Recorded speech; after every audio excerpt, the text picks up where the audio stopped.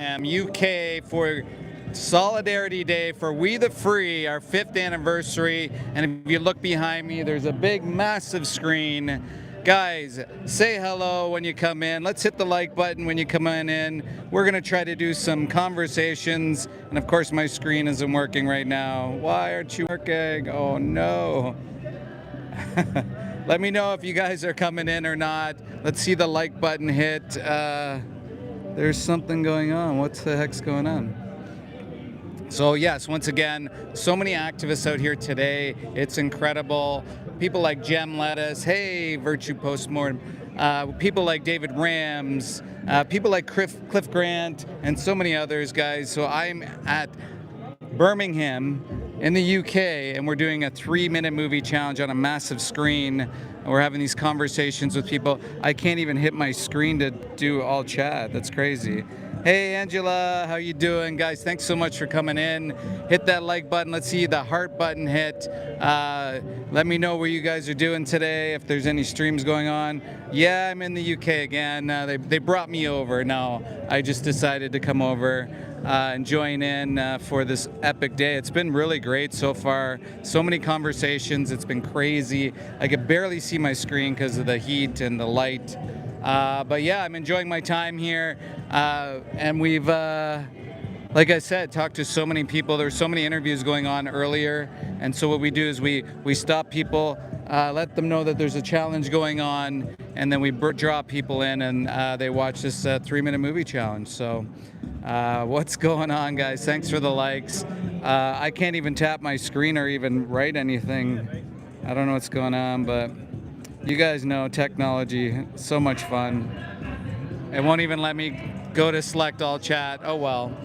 So we got legends here like David Rams. We got, you gonna come say hi, David? No, who are you streaming to? So I'm just on YouTube right now.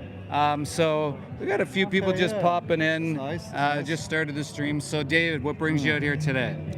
Well, we've got a massive screen, and we're able to do this once a year event where we get to show people, multiple people at once, and all the people watching the truth about what's happening in these industries that they fund every day, and have some meaningful conversations with them about that, and hopefully convince some of them to change that, right? Stop funding these industries that do all these horrible things to animals. Because we're in the city centre of Birmingham in the UK, right? And for the vast majority of people in this country, and a lot of people around the world, hundreds and hundreds of millions of people, the only reason they're supporting these industries is because they've been told that's just what we do. We have to. It's just what we do. We need to eat meat for protein and milk for calcium and all these things. They don't think there's another way, and so they end up in this position where they respect animals. They never hurt an animal, but they think they have to pay people to hurt animals. Right. And so we're out here today telling them, oh, you don't. Hey, craziest thing, right? You don't have to. And I know you really like it because it's what you're used to. But hey, check this out. You can change and you can still enjoy life and eat lots of tasty food without the animals being a part of that, without doing all these horrible things to them or funding that. Yeah. That's why I'm here. It's crazy. Yeah. And for yourself, I know your past, you didn't actually eat animals growing up. And you're a big guy, you're tall. Yeah. Yeah. And you don't have any of these preconceived notions of you can't be a big, strong kind of guy, like somewhat how the propaganda and the media is shaping out veganism to be. Well, yeah, they've got a lot of money. The industries that do these things to animals, like the meat industry, dairy industry, egg industry, they got lobbyists, they got money. They pump a lot of money, hundreds of millions of dollars and whatever currency into marketing and promotion and countering our accurate information with misinformation, telling people that they're gonna, if they eat too much soy, they're gonna get boobs if they're a man. Look, if soy gave you boobs, trust me, a lot of trans people would save a lot of harm and save a lot of money on surgery if they could just eat a bunch of soy and grow boobs, but that's not how it works, right? And that's why they don't do that, right? Yeah. So it's silliness. So things like that, or saying you're not going to grow properly if you don't eat meat because of the protein or whatever it is.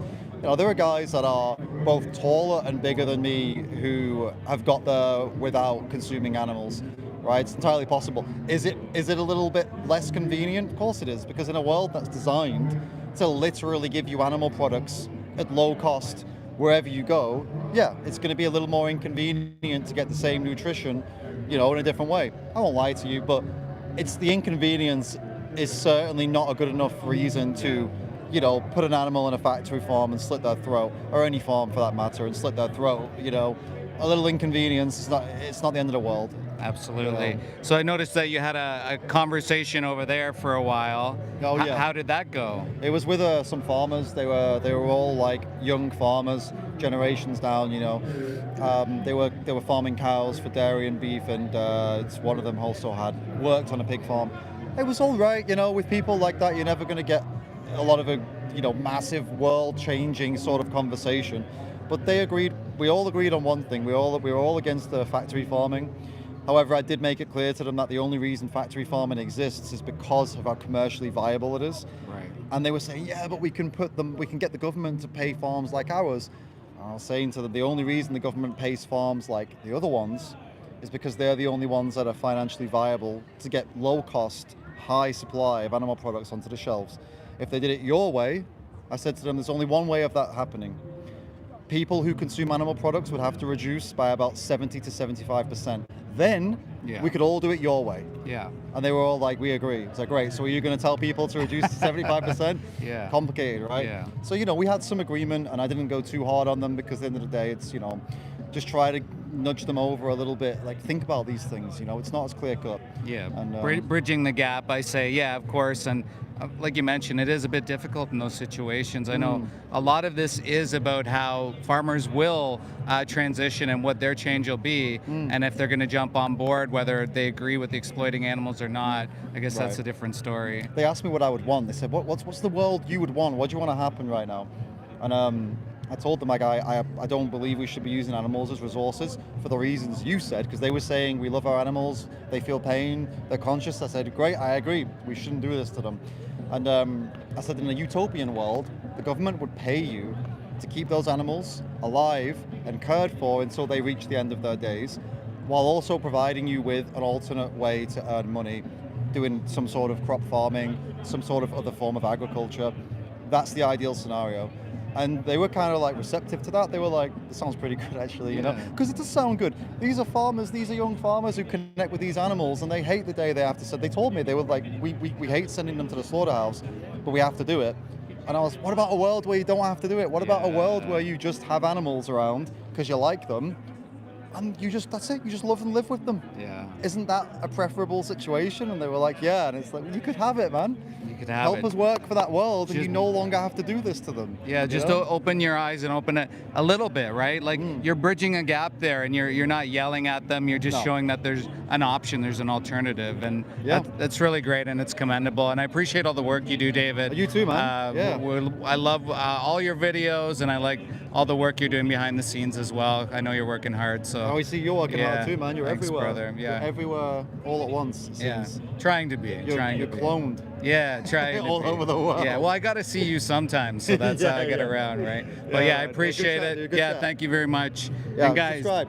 go over and subscribe to David Rams if you haven't, or subscribe to me, or to both of us. Yeah, thank you guys for being here. So that's the epic David Rams, guys, out here. He's doing a lot of work behind the scenes that people might not be aware of, and so yeah. Couldn't end up so stiff neck. Yeah, he's a tall dude. Yeah, he's a big guy. Guy's never eaten animals in his life, so it just goes to show that there's this preconceived idea that we have to eat animals and have to get our protein this way. This isn't the case.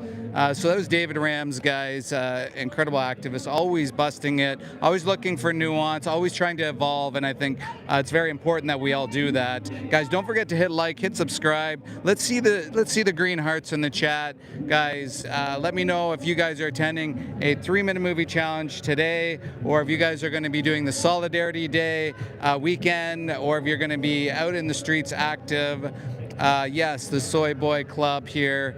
So I ran into Stella Paris. I ran into Cliff Grant, as I said earlier. He's incredible. Hello, mother. By the way, I'm in the UK. So you're eating a vegan cheeseburger as you speak, exactly. So it's very simple. The animal products do not have to be involved, easily replaced. And so we have Drew, how many animals are displaced or killed for your per acre of land? Well, it's interesting when they did this study, so-called study. They went in this square area and they counted the animals in this square area. And they said, look, these animals will never leave this square area. Even if a harvester is coming at you 1 kilometer, 1 mile per hour, moving so slow, it's kind of a ridiculous thing. And again, this is an argument for veganism, because if you care about the amount of crop deaths, then you would obviously reduce that by not breeding 92 billion land animals into existence every single year just to feed them. You cut out the middleman and also use 1/4 of the land. This is very common knowledge. You can really look it up. A lot of people will say these things. They haven't actually done research into these things. They haven't looked into these things. So yeah, guys, 1 in the chat if you're vegan, 2 if you're someone who's open-minded to change, and 3 if you guys still think that it's okay to exploit animals. Yes, sort of a last minute thing. B12 Babe, guys, go over and subscribe to B12 Babe. I'm not sure if you went live today, but or might be going live this weekend. Really glad to see that. Also, Virtue Postmortem post amazing content. Really makes you think. Another damn vegan as well. PJ, I mean, there's so many of you guys in here. Thank you for being here. So I'm going to try to get a conversation going. We got Gem Lettuce over here. Thanks, Tone, for being here as well. It's so bright I can't even see the screen. I can't even turn on all chats. This is the age of technology. Yeah. If you can stand vegans, I love them. What the heck are you talking about? See, these guys, they're talking shit. So again, we have people like doing outreach videos. David, we got Cliff. He's coming back to do some more. Jen's got she's got me a coffee, guys. I got a coffee. Yes, Jen. Hi. Hello. Do you want to say hello? Okay. Hi. So this is Jen, one of the directors for We the Free. Yes. Hello. Hello. Hello world. Where are we? We're on YouTube, Instagram. What? So this is on YouTube. So this is Jen Deegan Shank, guys. You have a YouTube channel as well, don't you? Yeah, but I don't use my YouTube channel. But it's hard to see it. Jen Vegan Shank. That's my YouTube. Yeah, I'm just reading some of the comments. Chat. Yeah. So we got about 40 people in here right now. Cool. There's Angela from Canada. Jake, my hey, guitar's Angela. in here. Hey, Jake. Jake. How you doing? How's it going? We're just starting back up, so we've just got some coffee to get a booth. Yes, it's so hot here.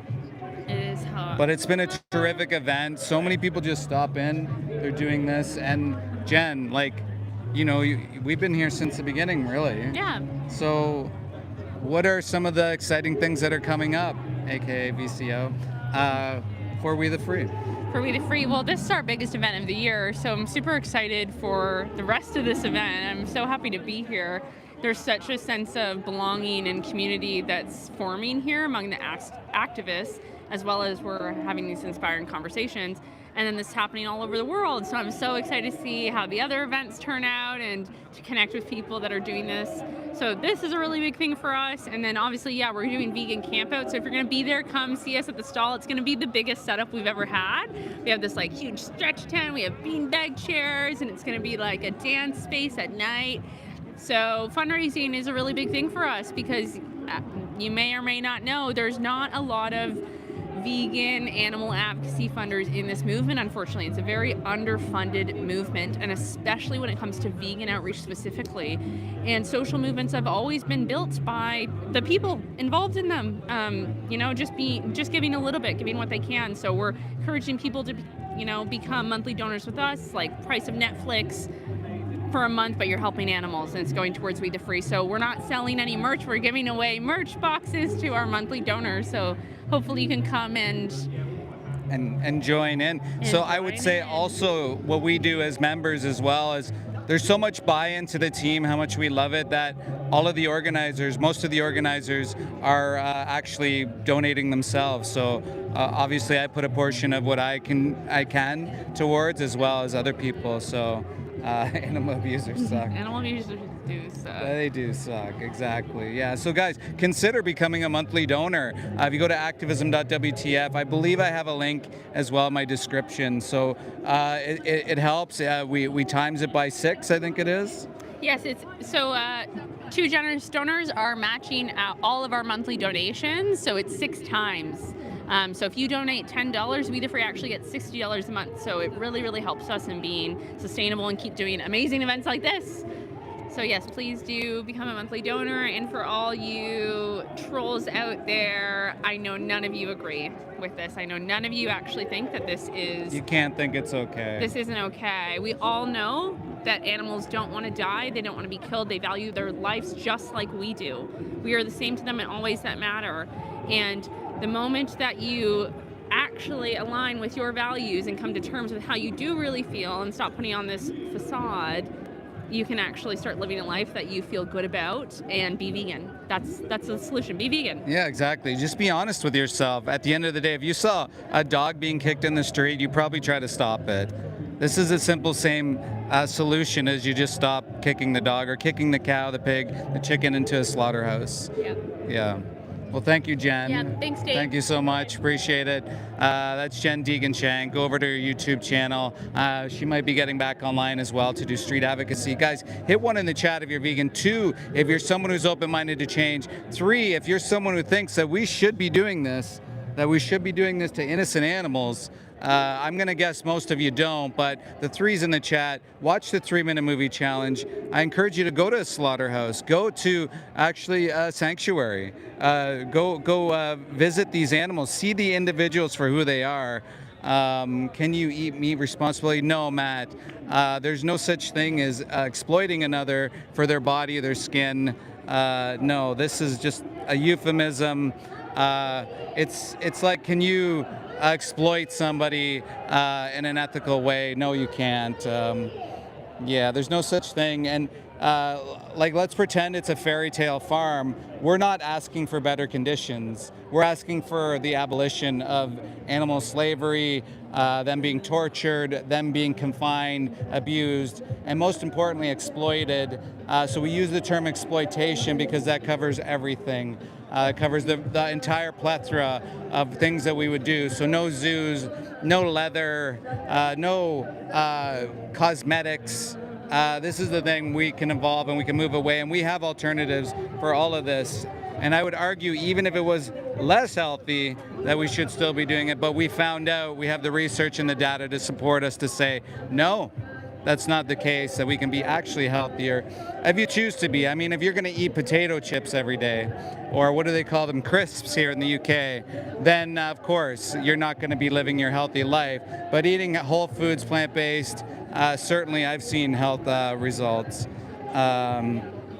And someone saying brain dead fanatics king. I worked in slaughterhouses. I'm an ex-slaughterhouse inspector. I work for the Canadian Food Inspection Agency. 15 and a half years. I've worked in all sorts of aspects of your food system, and I've seen it firsthand. Most people have not. They want to call us fanatics. Look, I didn't know what veganism was 12, 13 years ago. I just knew that I had to stop. And I stopped, and then eventually I learned about what veganism is. So I changed. You can be the change as well, guys. Hit like, hit subscribe, tell your friends, share the stream. We are in Birmingham, and we are showing the 3-minute movie challenge. If you don't know what that is, go to activism.wtf. I should have posted, I can't post in here for some reason, the 3-minute movie challenge link. But go to activism.wtf or 3minutes.wtf. You can type in DAVYP. That's my link. And go check it out and see for yourself the truth. Exactly. Race Lever is eating a vegan cheeseburger, a plant-based cheeseburger. It's hard for me to see the comments. No, the soybeans actually, Matt, most soy that's used for food production goes to the animals you eat. It goes to factory farm fish. You're cutting down rainforests to have cow plantations so you can feed them soy and then eat them. Why do any of that?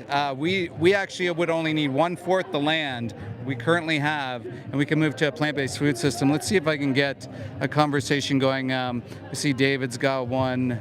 It's hard to, because there's a lot of outreachers here, so it's hard to compete getting the convos going, but maybe I can get somebody like Cliff Granton or somebody here to say hello.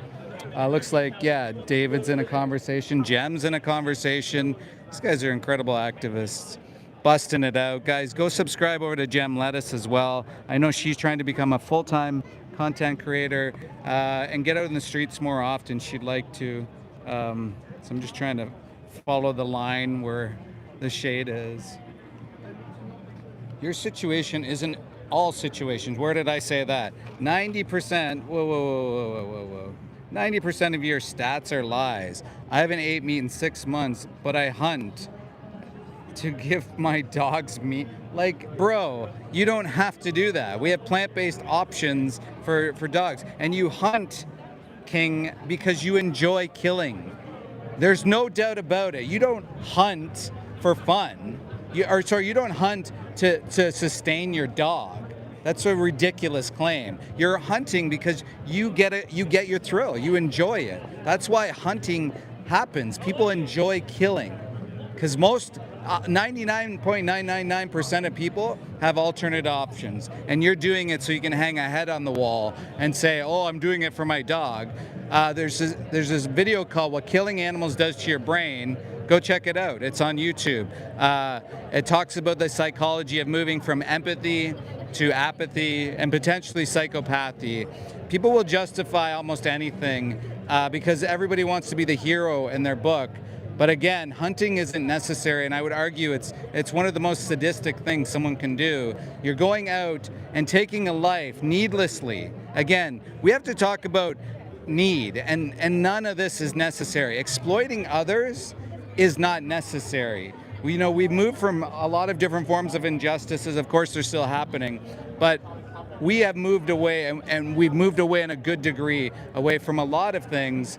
Certainly, more places need to follow that, but this is an injustice, like any other injustice, if not the biggest injustice that's ever happened in mankind. You look at the amount of animals that are killed for food production in this world.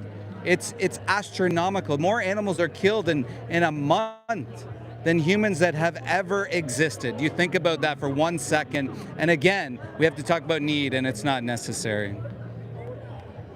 The mental illness is actually going into a slaughterhouse and killing an innocent animal. Go listen to their screams, guys. This is why we're putting these videos on today, to show the world the truth. If this was normalized, if this wasn't a problem, why can't I walk into a slaughterhouse and show people on a live stream what happens? Do you salivate when you see a squirrel? I don't think so. All right, I'm just gonna take a sip because you guys are probably sick of hearing my voice, but we'll see if we can get Cliff maybe in here. Or maybe Gem. Do you want to come on? All right, guys, we got the one, the only Gem Lettuce live here in Birmingham. What's up? We came all the way here, all of us here in the screen that we can't see, right? It's pretty hard to see. Yeah. To see Gem Lettuce in person and doing outreach. How's it been going today?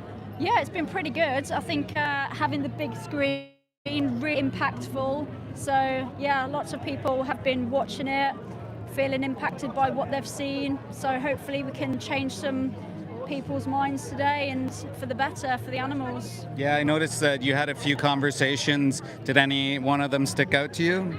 The first one in particular, she seemed to understand the message straight away. She got it. She understood the urgency, the fact that she had to take accountability for it.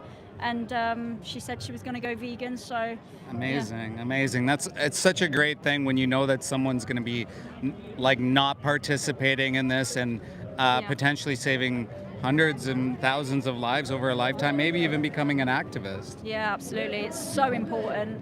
I mean, for the animals, even if coming out here just meant that one person changed, for all of the animals that they're going to make a difference on, it matters so much to them. So it makes it all worth it coming out here, even if just for that one.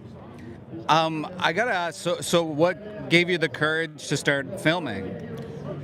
Well, it kind of just happened. So I was doing outreach, and then the organizer of AV that I used to go to, he had a camera.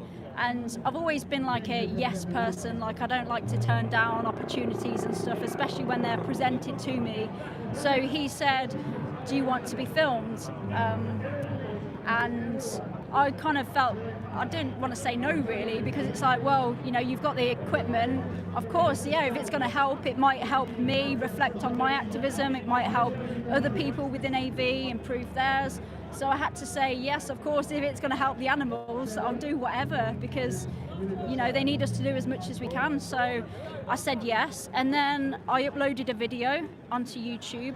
And then it was kind of like a no-brainer, really. Like, you can have a conversation with one person, or you can have a conversation with one person that could be viewed by, you know, thousands more. So it's like, well, I need to film as many conversations as I can.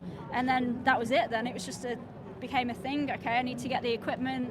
I need to start filming, uploading it, and maximizing my outreach. Yeah, that's great, and I agree completely. It's like, where can we evolve? Where can we make such a bigger impact? And of course, like it being a little bit uncomfortable for us, it doesn't even compare. It's not even close. We're not the one losing our lives. And in fact, I would argue that it makes your life a lot better. You can have more conversations, reach more people, and it's about something that's so important. Yeah, exactly. I mean, I feel uncomfortable every time I come out, but at the end of the day, I feel that, you know, I owe it to the animals for all of those years that I participated in their exploitation. So I feel like, you know, I have this duty to them.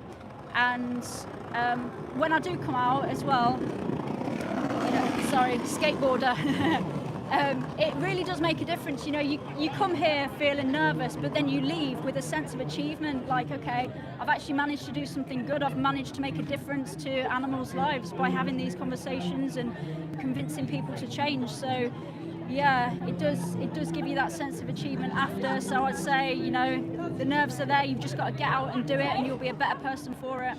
Well, Jem, I appreciate all you do. Obviously, I join you in the live stream sometimes. Do you want to plug yourself?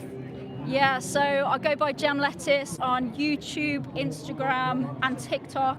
Those are the 3 main channels. I'm also on Facebook. So yeah, give me a follow. I'm hoping to put lots more content out there, hoping to do more things. So yeah, I upload short videos, long videos. I want to do lots of different styles of things. So yeah, hopefully some people can enjoy the content, and we'll reach some non-vegans as well. Amazing, Jem. Thank you so much for stopping in. Thank you. Yes, we'll talk soon. Right, see you later. Yeah, that's an amazing activist there, Jem Lettuce. She's looking to become a full-time activist, guys. Go over, subscribe, become a channel member, go to her Patreon. Look, we need more people like Jem out in the streets. If you've seen her videos, they're so impactful. And look, you can learn so much from her, because like, I go and watch her videos and she's so patient. We do the live streams on TikTok as well that go to YouTube. So patient. It seems like nothing deters her. She just like lets people go if they aren't interested in having the conversation. But if they're honest, she will have the conversation with them. So incredible activists, guys. We need to support, especially the ones that want to get out on the street. Yeah, such a force, exactly, Angela. Appreciate you being here too as well. And so yeah, we're having these conversations. So see a bunch of legends here. It's kind of surreal being on this side of the pond. How much does a full-time activist make? Well, not a lot, Robo. So, like, I can't speak for myself. I don't really earn an income. I mean, I get the few dollars here and there to help me with trips and stuff like that, or pay for equipment. But not a lot. It really isn't a lot. Even the big-time content creators aren't making as much as you would think they were. The issue is, again, Jen was saying earlier that the big donors are donating to the organizations, because you obviously can get a bit more reach and teach people how to be activists. But the single tier activists, do I use a mobile phone? No, this is a fake. What do you mean? Do I use a mobile phone? So this is why it's so important that we plug this, as well as like I'm plugging We the Free to get donations, because you can get 6x. So that's really important, as well as, like, I think the single content creators, if we can get them to even part-time, that will help so much. And it's like when I was talking with Mel and Steve, for example, it's taken them so long just to be able to have some breathing room. This is the problem, is people are working full-time jobs, and then they're doing content, and then they're doing this stuff. And it's so difficult. because you know you got to worry about paying the bills, you got to worry about uploading, you got to worry about making videos. It's like you're working 3 jobs at once. So, well, the phone that I have, I can't necessarily tell that it does contribute to suffering. I'm not sure what you mean. So is this like a appeal to futility? Is that what that is? So I can go to the grocery store and not pick up the tortured animal body part, or I can pick up the plant-based option, right? I have that choice. In order to pay for, let's see, banking, everyday materials, I need to have a bank account, right? And so where I do my transactions are on my phone, and so I need to be able to do that. Do you just want me to use cash? And then I go to, say, get some food, and they say, well, hey, you can't use cash here. So what am I gonna do? So it's obvious that we have maybe things we need to work on, and I think we all agree that we can work on things like electronics, but a lot of that is moving away from exploitative ways anyway, because the people are waking up from it. But it doesn't mean that if something's wrong that you shouldn't try to stop it. And that seems like what you're trying to do here is justify, tokenize, and this is it, right? When people talk about futility, and I want all the vegan activists, and I want people to remember this, when people start talking about indigenous people or fringe nuance things like phones and stuff like that, where the human capacity to be able to do something individually is next to nothing. Like, I can't stop war, right? But I'm certainly not going to use what's happening over in a war to justify my violence to something that I can actually do something about, right? I can't stop war, I can't stop poverty, I can't stop some rights issues from happening, right? But I can certainly choose a different food product. That's the very least I can do, and the most, I would argue, the most noble. It's the easiest thing. So why wouldn't you just do that?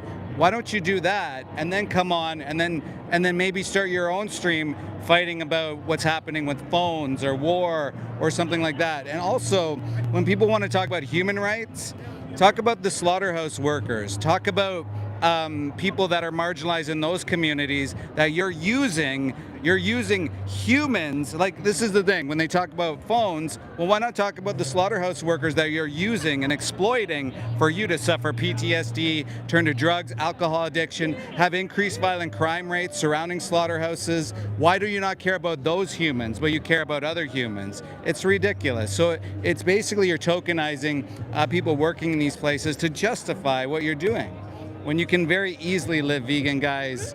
So we're having a bunch of conversations right now here at the 3-Minute Movie Challenge in Birmingham.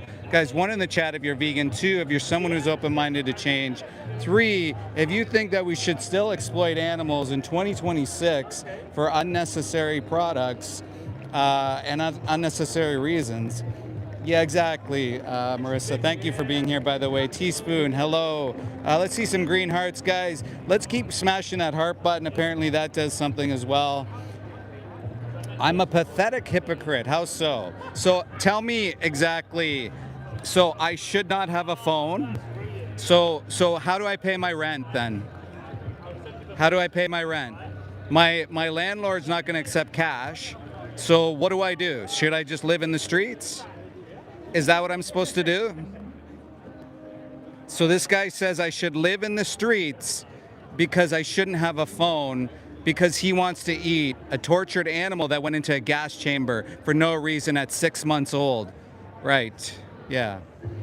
Insane that these people come on here and call us hypocrites. Us hypocrites, quite literally. Yeah, I know, my coffee's just sitting there. Live in the woods with your animals. Well, that's the thing. Even if I go live in the woods, that's not where the animals are at. They're literally on factory farms, suffering, living in their own fucking shit for someone like you so you can eat their body parts. Calling vegans hypocrites because you're lazy, because you can't figure it out. Animal abuser, bro. That's what you are. You're an animal abuser, total loser, and you can't justify it. You cannot. It's ridiculous. I got my coffee in my hand. Yeah. So guys, 1 in the chat if you're vegan, 2, again, if you're someone who's open-minded to change. So is people building your phone, right? So you only care about people building this phone, but you don't care about slaughterhouse workers?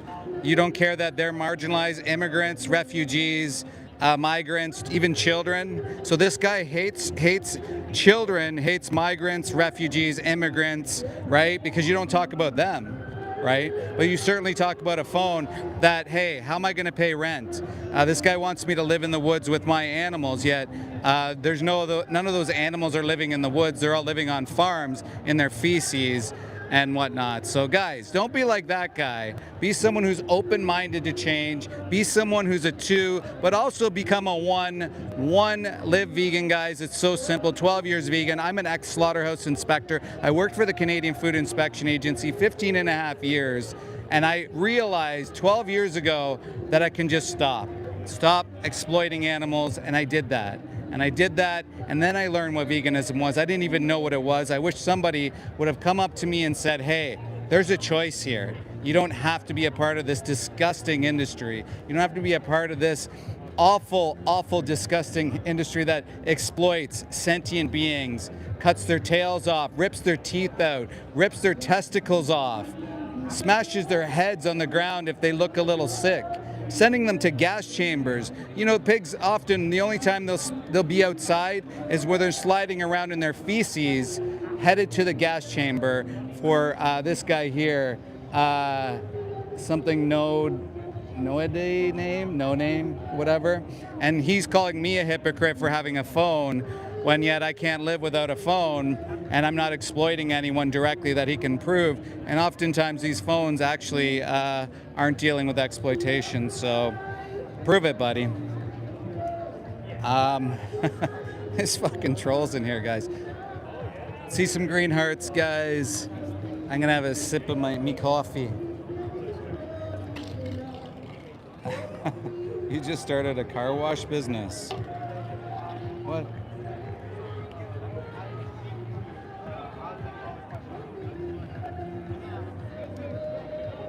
There's a lot of conversations happening, except for here, me blabbing at the... I would love to get somebody in for a conversation, see how they felt. I might have to move my... No, I don't. Why would I want to murder someone? I don't believe in killing, so, I mean, it's kind of like bizarre that anybody would go out and kill somebody for no reason. Other than getting off. Actually, you don't even have to. There's no reason, no justification for it. No, bro, you are a troll, and you're sitting here trying to justify your actions. Yeah, so I like, see, and here we go with the Jesus thing too. So you read one part of your book, and you tokenize your book. Did your God say, do unto others? So why are you putting human beings into slaughterhouses so they can suffer trauma? Why are you putting human beings at risk of pandemics? That's not why I'm out here. I'm talking about the animals. But hey, you're doing this to your own species by causing pandemics, by causing PTSD, more violence, increased violent crime rates, including sexual assault happen around slaughterhouses. So you are paying for that. Where does it say in the Bible that you should do that? Where does it say that?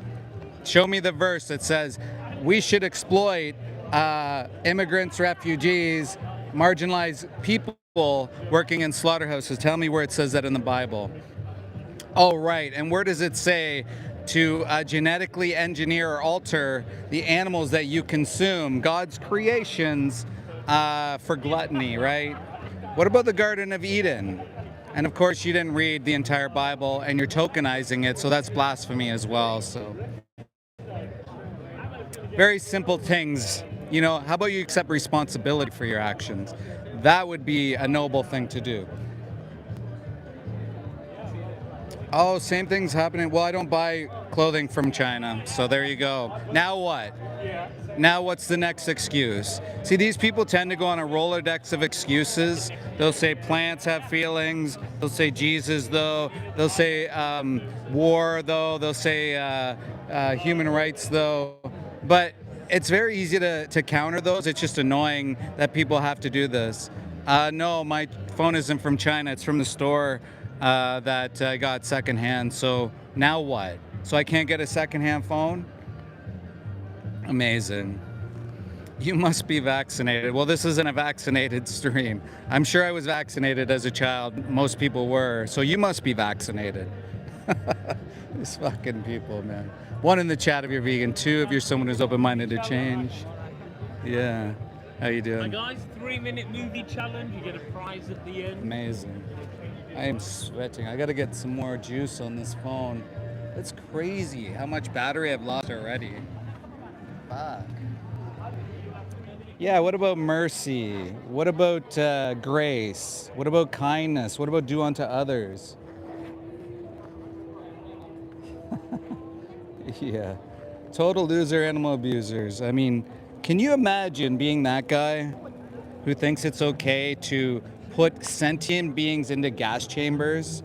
Go to a slaughterhouse and hear their screams, smell it, see it, and listen to their screams.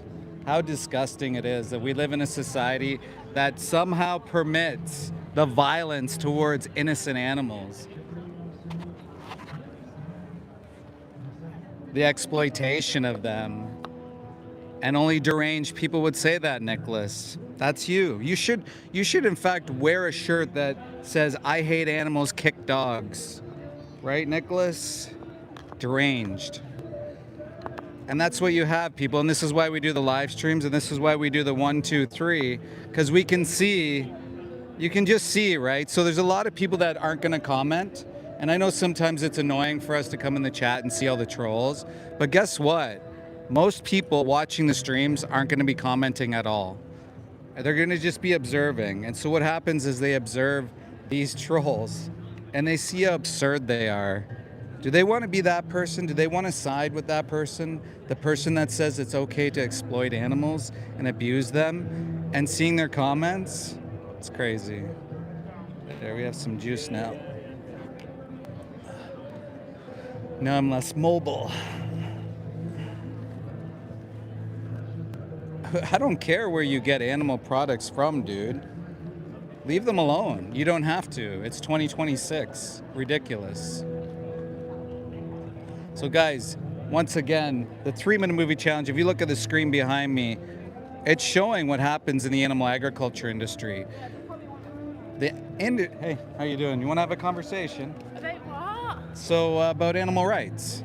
Oh, no, thank you. No? Let's see. You say animal rights and then they take off. I should have said a social experiment. That's ridiculous. So guys, again, don't be like the trolls. They see footage like this and they lose their minds. You see it in the chat, right? Man, this sun. Actually, a lot of people give a shit. A lot of people have gone vegan. If they didn't give a shit, you wouldn't be here, and neither would any of us, because we wouldn't be doing this. Fighting for the animals for over 40 years. Amazing, Cheryl. Let's go. I'm asking, that's more than you have, and I've reached millions, so I'm asking, how many views do you have? And if 40 people went vegan, even if one person was watching this and they went vegan, that's taking potentially 5 to 20,000 animals out of the equation to not be exploited. No, I don't fund genocide. What does that even mean? Why would I fund anything? These people are weird. See, look at the comments, guys. Don't be like those guys. 1 in the chat if you're vegan. 2 if you're open-minded to change. 3 if you're a total loser, animal abuser, like some of the people in the chat. I can't get over some of the comments, though. I wish I could see all chat because that'd be great, but I can't. So I probably can't see some of the comments, guys. I don't know. My phone might be bugging out. How did you get my scars? What does that even mean? Is that like a thing? A haha? So right now the countdown's at 9 minutes and 39 seconds. So we just get a bunch of people to go in here. They watch the video, and then we have a ton of outreachers. You can see Jem's having a conversation right now. There's Kane. There's Soy Tin Man. I can see Cliff Grant, David Rams. A lot of cool people here. Heavy breathing while I'm standing. No, Wally, I'll compete with you on anything. I'm not heavy breathing. So, you know, once I got called fat and skinny in the exact same live stream, which is amazing that people are so ableist, right? Or they talk about people to try to say that they're healthier, yet these are the same people that will never show their face anywhere. Either paid trolls or just, yeah. Well, there it is, the Dairy Fairy trying to insult.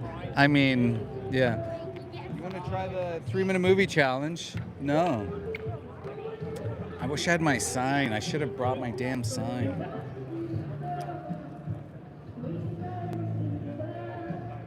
You show my everywhere? What? I think some people don't know how to talk. Then why are you here, Cow? Why are you here? If you don't care, then why are you here? And why are you saying nobody? Why are you speaking for everybody? A lot of people care. A lot of people aren't animal abuser, total losers. Like the 3s in the chat. Guys, 1 in the chat if you're vegan, 2, you're open-minded to change. Let's see some hearts in the chat. Guys, I'm an ex-slaughterhouse inspector. I used to work for the Canadian government. I saw shit that you can't even believe.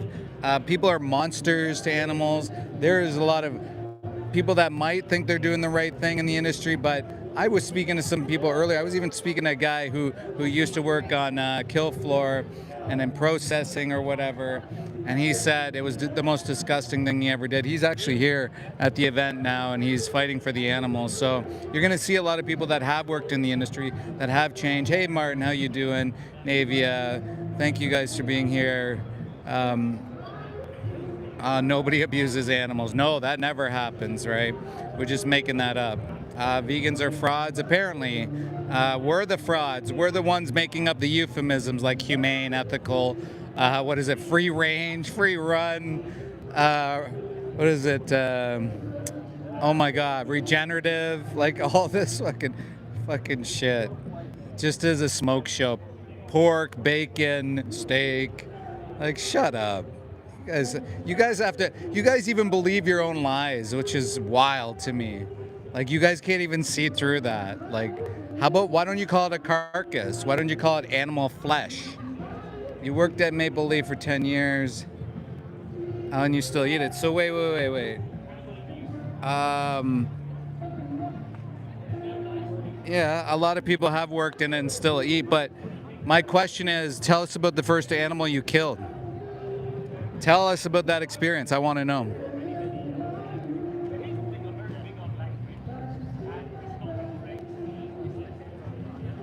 I tell you, this coffee isn't the greatest. Ugh. Yeah, animals eat other animals. So do you want to start eating humans? Because humans are animals. Should we base our morals on what other animals do? Should we kill babies and shit? That's what other animals do, right? Humans eat meat, get over it. Maybe evolved as a herbivore next time. Well, no, we're omnivores and we can choose not to eat them. That's the whole point. Hey, genius, that's why I'm out here. Hello?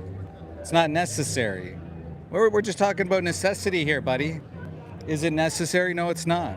So why would you have someone exploited for you for something that's unnecessary? I mean, put that in the human context. Imagine if you were exploiting humans and it wasn't necessary, which it never has been. I mean, think about it. Like, why would you do that? Why would you do that to deer? Why do you farm deers? This is the other thing, is they farm deers. They have like 4,000 deer farms in the US alone, I think. And they're like, I do it for you know, conservation or whatever. Shut the fuck up. You do not. You do it because you like to kill. You like to kill others. And so abortion, when people bring up abortion in these streams, as I say, well, this isn't an abortion stream. But hey, so this isn't an abortion stream. This is actually about animal rights. But if you care about pregnant females, why don't you talk about the pregnant cows that go to slaughter and have their heads decapitated and have their babies cut out of them? Because that's the dairy industry. Mother cows go to slaughter and babies are literally inside of them and they're cut out and they're put on a table. Sows are sent to slaughter. Oftentimes they'll have babies in them. So if you care about autonomy or anything like that, why would you enslave someone, force them to be pregnant, again, for things that are unnecessary? Hello? Insane. How do I think my shoes were made? Well, my shoes are vegan, so I don't know what you're talking about. It's like, so you can go to a grocery store right now, you walk up there, the animal corpse or the not animal corpse. You can take the not animal corpse and there you go, one part of your exploitation done. Simple. I mean, are you an adult? Do you know how to walk into a store? Do you know how to make a meal? Is this how far we've gotten that we have to hold your hand? Like to the milk drinkers in the chat, to the cow milk drinkers in the chat, do you need someone to burp you to? My God. These are simple fucking things. Jesus.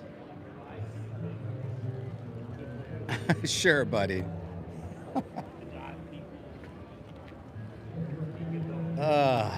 It's easy not to get a bit frustrated, right? So I'll give you guys a little tour of my office here. So there you go. There's my tour. Thank you. In Birmingham. Birmingham, am I saying that right?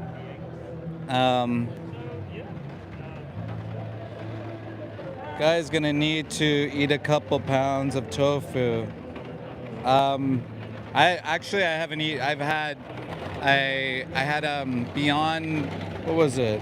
A Beyond Sausage Day. Kane, you're spilling, by the way. Sorry. That's okay. You want to come in and say hi? Yo. This is Kane, guys, if you didn't know. How's the day going, my guy? Awesome. We've got a lot of people coming to watch the video. Have you seen recorded some conversations? Oh, I haven't had any conversations yet. I'm trying to get people to come over, but there's already a lineup for others. So I'm talking to a couple of animal abuser losers here. They think it's okay to hunt and exploit animals, and they cry about me having a phone.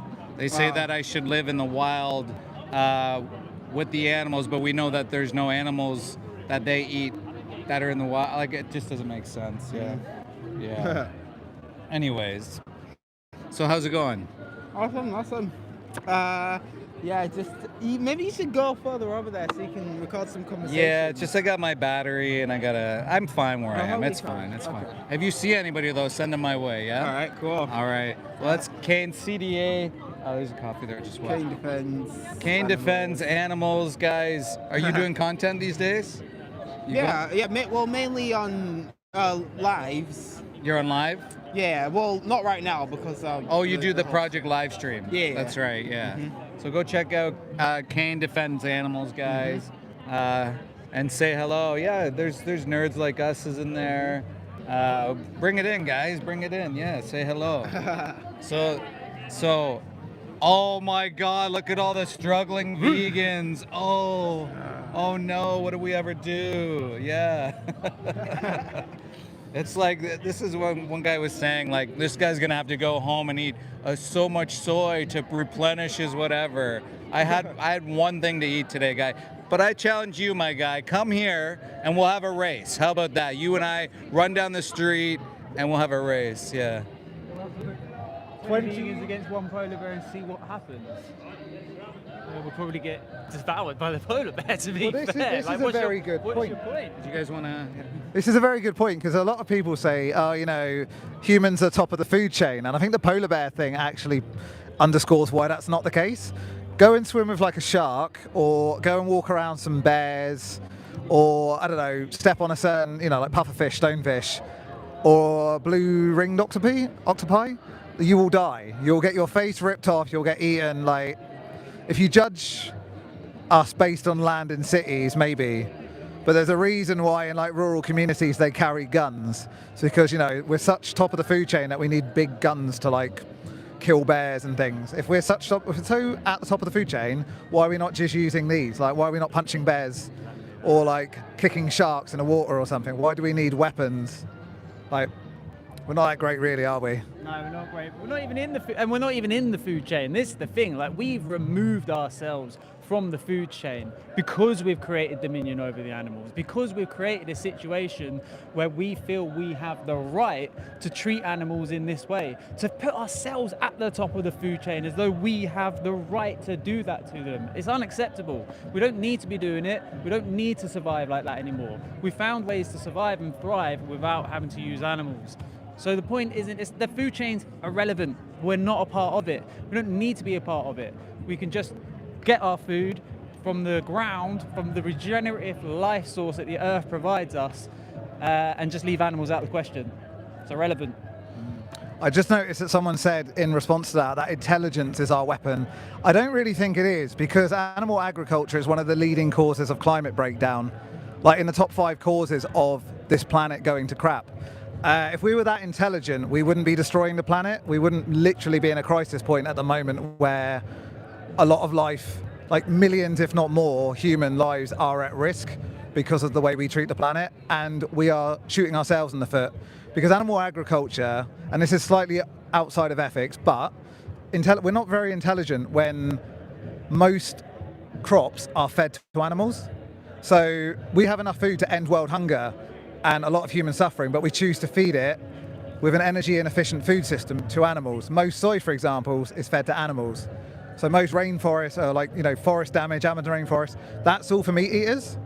So if we're so intelligent, why are we killing the planet as well as animals? Why not just switch to a plant-based food system and then go vegan for the ethical side of things and the other animal products as well? That's the smart thing to do. Yeah, you're right. Yeah. Let me take that mic, man. Right, why? Hang on, let me see this one, because this point, somebody said something about we're eating the animals' food. Now, I don't know if you're trying to be funny, but you saying that we're eating the animals' food, in fact, as my man just pointed out, majority of soy grown around the world is fed to livestock. We're not eating it. I think there's 8 billion people on this planet, and there's about 70 billion farmed animals right now. So we're having to grow crops to feed 70 billion animals, and there's only 8 billion of us. Why aren't we just growing crops to feed 8 billion humans and then just not farming the animals at all? It's illogical. It doesn't make any sense whatsoever. There are people starving, and we'd rather grow crops to feed farm animals to then feed us. There's no logical sense or coherence in it whatsoever. Delusional apes pretending they feel like lions. Yes, that's a comment on our side. Oh, good, excellent. 72 billion, yeah. Not including fish, which makes it trillions. Yeah, exactly. That's a really good point. Animals eat animals. Why do they get to have all the fun? Now, that's an interesting one, because if I can take that for a second. People say, oh, animals do this, animals do that. Why can't we do that? So I'll give you a list of things that animals don't do. They don't wear clothes, they don't pay taxes, they don't use toilets, they just crap on the street, you know, crap wherever they like. Yeah, it would be. And then you look at animals and the concept of like consent. Now, consent largely doesn't exist in the animal kingdom. And for example, like lions and tigers, they will go to other prides and they will kill the babies to mate with the mothers. Now, if animals get to have all the fun, why is that not legal for humans? Why can't we walk around without clothes on? Why can't we just take a dump wherever we are? Why are we using phones? Like, animals aren't on the internet, like trolling people or like filming content, are they? They don't live in homes. Like, So why are we comparing ourselves to animals? Why are we saying that we should follow what animals do? Language is another one. Yeah. We're speaking a very complex language. Most animals don't have language anywhere near as complex. So maybe we, people that use that excuse should stop talking. Yeah. Stop typing. Yeah. Animals can't type either, so. Yeah. So also, let's question all this protein deficiency stuff. You need to see this guy's Instagram. Check out this guy's Instagram. Tell me this guy's protein deficient. And then look up Torrey Washington as well. Absolutely. Hang on, I'm going to get up a vegan of about, how long is it? You know Torrey, don't you? I don't know. Torrey, he's from Florida. I'm just going to bring him up now, bear with me. Because he's been vegan and before anyone says he's natty. While you're doing that, let me question. Oh, go on then. He's got it. I've got the guy. I've got the guy. Where's his photos? Look at the protein deficiency on this. Natty vegan of about 20 or 30 years. So. And also, you can get protein from plants. That's how animals get. Just to make that clear, protein isn't specifically just coming from eating animals. You get it from plants, gorillas. Can't think of any other animals. Rhinos. Rhinos. All these animals, they don't eat other animals to get their protein, and they're jacked. Yeah. I think elephants are largely plant-based and all. In vast majority of these mad comments coming through, I don't even know which ones to pick up. Come on, give us some stupid comments so I can get. The decline of English education. You too. I'm not sure how. Go on. Expand on how we're the example of the decline of English education. I want to hear more on that. Yeah, I want to see. If you were should we do that one? If you were starving to death, would you eat meat? So that's a hypothetical situation. That's not the situation that we live in. We aren't in survival mode. Everyone that living in, well, not everyone, but most of us that are living in this Western society, we're not in a survival mode. We are living in a society where we have the options, we have the choices available to us. And so the point is that we don't have to do it. And that's the most vital point, right? It's not something that we have to be doing, because we've proven that we can survive without using animals for food, or in general. We don't have to wear them, we don't have to bet on them for sports, but if we're talking about food, that's not something that we need to be doing anymore. So if the option's there, and in most cases, I bet even all of you lot that are making these comments now, you probably do disagree with a lot of the methods that happen in factory farming conditions. Like, a lot of us don't want animals to be mistreated or abused. And sadly, the truth is, there's no way of producing food from animals without abusing and exploiting them. Even if, in your hypothetical situation where you can treat them with respect and kindness, up until the point you kill them, you still have to kill them. And there's no ethical way of killing a being that doesn't want to be killed. And so if we can avoid that, and if alternatives exist, such as eating plants, where we don't have to murder and kill the animals or exploit them or farm them, why are we not taking that choice?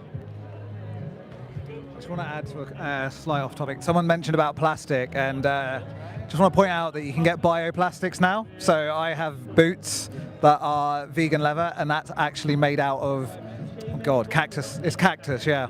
And it's like it uses 10% of the water of a normal, average leather pair of boots without any of the environmental damage as well, because you go in the desert. So you've got loads of bioplastics. So plastic's not really that big a deal. What else we got? Veganism is natural. Nora phones, Ricky. Nora toilets. Nora clothes. None of this is natural. We have a massive screen here. Single thing here is natural. Do you see buildings like this in the wild? No, not really. Nobody has a natural life these days. There are very few, maybe some remote tribes, obviously. We're talking about people in Western civilizations, or even not Western civilizations, like in China and India and Iran, anywhere where you have modern technology or a food system. You don't need animal products. So yeah, nature is silly. You're like, don't be doing that. Someone's barefoot, cool. My clothing isn't natural. Exactly. None of this. No one's clothing is natural. This is it, right, and that's a really interesting point. Somebody just said that they find, I think you said that you find meat is kind of gross, but if my husband was vegan, I would be too.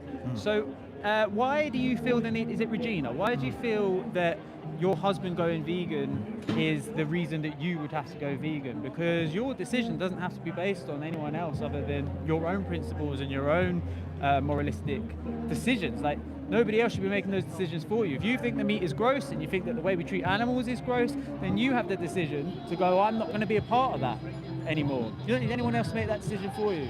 That's how I got there. I realized that what I was doing wasn't in line with the things that I believed about how we should exist, how we should treat others with respect and kindness. And the fact that I was buying meat that was coming from animals that were being killed and exploited, I was like, this doesn't sit right with me. This isn't something I want to do anymore.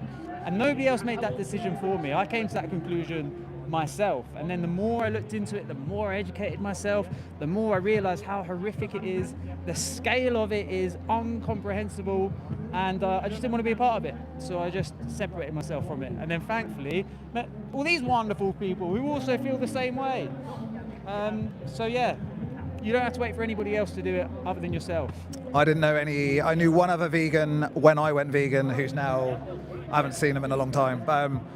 But I went vegan before there was any any of these convenient like plant-based things you can get in the supermarket because of one documentary.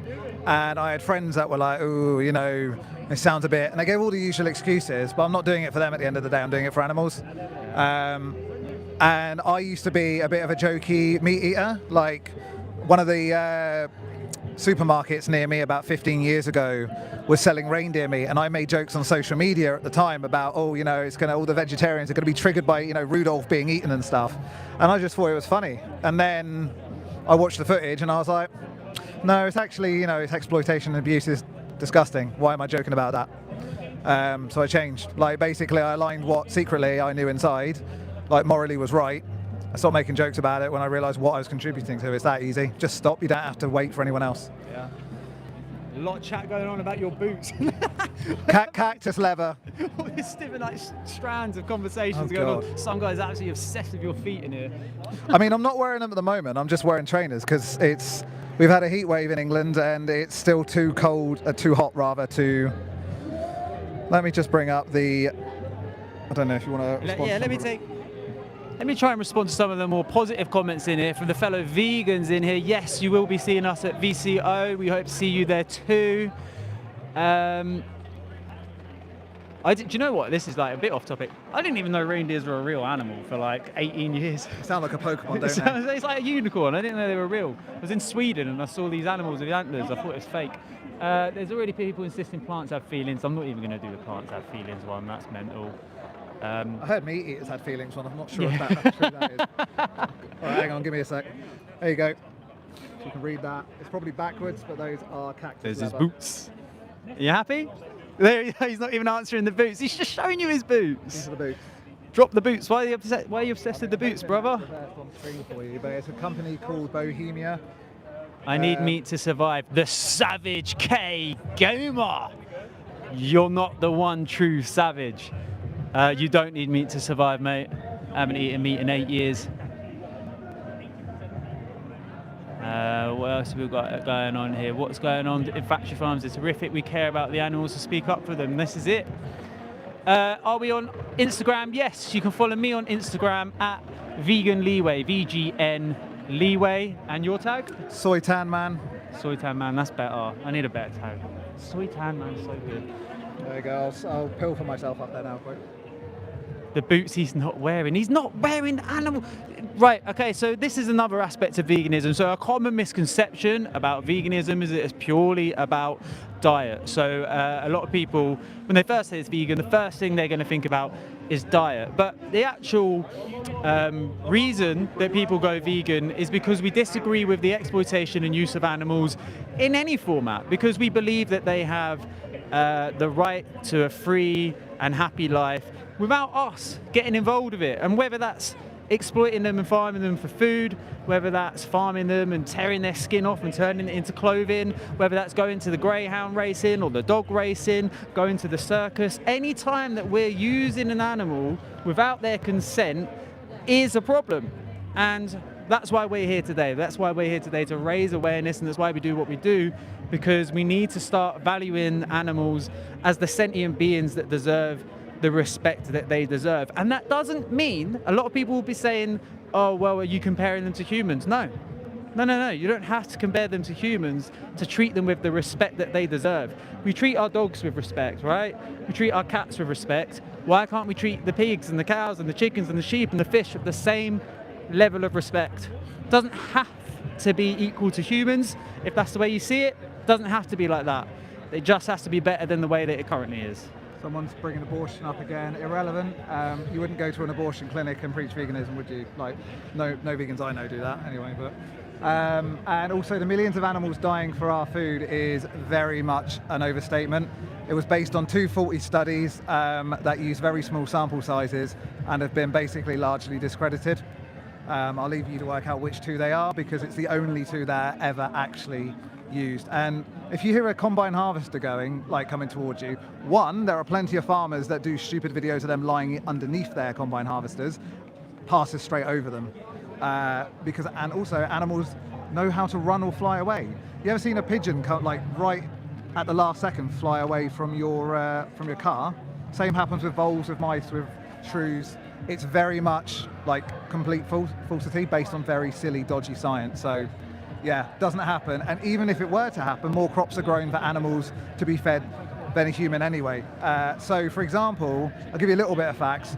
The human body, if you were to eat a human body, an adult, it would be about 200,000 calories. Now think about how many calories that body would have had to been fed from the age of birth to 18 or whenever you hit adult size. It's going to be a lot more than 200,000, right? And that's because you're fed, all the calories you use, you burn off energy. So animal agriculture and animals are very calorie inefficient, which means that more plants are fed to animals. So more animals are actually dying for non-vegans, because a lot of those crops, most of the crops in fact in the world, are being fed to animals. And I'll also add in that we grow enough crops to feed the entire world at the moment, and if everyone on the planet went vegan, you would reduce cropland by 75%. Yeah. So that's a lot. If you believe in millions of animals, that's a lot of reduction. So yeah, I don't know if there's really much more going on that we haven't covered. Somebody said fish don't feel pain and they don't have feelings. There's literally scientific evidence to show that they do.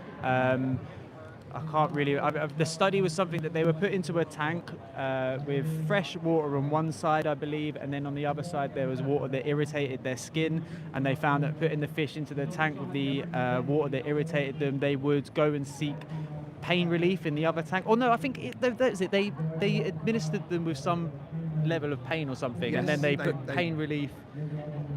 They swim to that side of the tank to get the pain relief. They swam to the side of the tank to get pain relief from the pain that they're experiencing. Yeah, just look it up. I can't remember all the details, but look it up. Literally just look it up. This is the other thing. All of these comments when people are saying this, that, this, and that, just look it up. Science is there. You can't argue with the science, man. There is something in here that I wanted to comment on. So, Ricky, everyone went vegan and the animal population wasn't kept in check. The world would be chaotic and out of control. No, it wouldn't, because we're breeding billions and billions of animals into existence every year. Most animals are killed at a relatively young age. So, by going vegan, we just wouldn't breed any more animals into existence. So you'd have wild animals, the species that are bred into existence, like cows and pigs, there would be wild ones without all the genetic changes that make their lives hell, like the increased milk production, or with chickens, like they breed 20 or 30 times the amount of eggs per year than they would in nature. They would still exist in small amounts in the wild, current ones would exist in sanctuaries, but we would be saving trillions and trillions and trillions of animals per decade from horrible suffering and exploitation, just by not breeding them. So there'll be less animals in total. There wouldn't be any out of control populations, and most of the land would go back to wild land or animal, land for animals anyway. So if there are a few more wild animals, great, we've got loads more land for them now. Yep. Okay. Spinach. Someone just keeps saying spinach, and I love it. Just spinach. Suffering is only a symptom of the. I mean, there's a lot going on. You care about suffering is a symptom of the object illusion that is promoted for. Yeah, suffering is the symptom. Use is the root cause. It is cause and effect. So if we didn't see animals as something to use, you're right. Suffering exploitation, suffering, etc., abuse wouldn't exist. The two are obviously intertwined. You can't. Animal suffering from a human's perspective is very likely to be very limited without deliberate use and exploitation. So yeah, it's good to address both. Obviously, use. The root issue is use and exploitation. And then someone's just said, "What do we eat?" I mean, all the same things you do, just not the meat and the animal products. You know what I mean? We eat vegetables, we eat beans, we eat legumes, we eat tofu, we eat spinach, baby. Spinach is all good. Spinach. It's Seitan. It's easy to do, yeah. Seitan, tofu. There's like literally the supermarket is full of food that doesn't have to come from animals. It's not hard, guys. It's not hard. Johanna also makes a point. Even if fish couldn't feel pain, it's not our place to kill and eat them. That's absolutely right, because you can exploit and use people. People do that. They are users of humans, and some humans don't realise they're being used or exploited. But you know, they may suffer unconsciously, or they may not suffer at all. But it's still not moral to use and exploit a human for your own benefit. I'm going to leave on this comment because I want to reiterate it. I think it's from, where's it gone? Race lever. All animals deserve enough respect to not be killed and enslaved. And that's it at the end of the day, right? All of you in the comments that are saying, I like eating meat, I like this, fish don't feel pain, blah, blah, blah. At the end of the day, that is the optimal sentence. All animals deserve enough respect to not be killed and enslaved. That's not asking a lot. That is not an extreme stance to hold, to go, actually, I don't think that we should be doing this to animals. That's not an extreme mindset. The more extreme mindset is going, I agree with and justify the unnecessary imprisonment, abuse, slavery, exploitation, and murder of animals. What's more extreme, that, or just going, I don't want to be a part of that anymore? That's it. That's all we're doing. We're just going, I'm not going to do that anymore. Simple as that. Right. I'm gonna shoot off. But, I'll take over for a second. Yeah, you got it. I'll go find Dave. Thank you to everyone in the comments for all the positive comments, and all our fellow vegans. We'll see you at Camp Out. Thank you for joining us for Solidarity Day. Big love. That's Lee. Cool. I'm taking over for 40-year-old vegan until he's back, but I saw a comment again about bodybuilders. Again, look up Torre Washington, Torre Washington. Natty bodybuilder. He's been around for like 20 odd years, 25 years vegan, something like that. And look up the world's strongman, Patrick Baboumian. I'm always going to get his last name wrong, Baboumian. And watch the documentary Game Changers. There are loads of vegan athletes on there. I've been vegan for coming up 13 years, and I've only gained strength and muscle since then. Obviously, I'm wearing just a baggy t-shirt today, so I'm not going to get the guns out. But let's see what else we've got. What am I going to do about them teeth? Continue using the teeth, mate.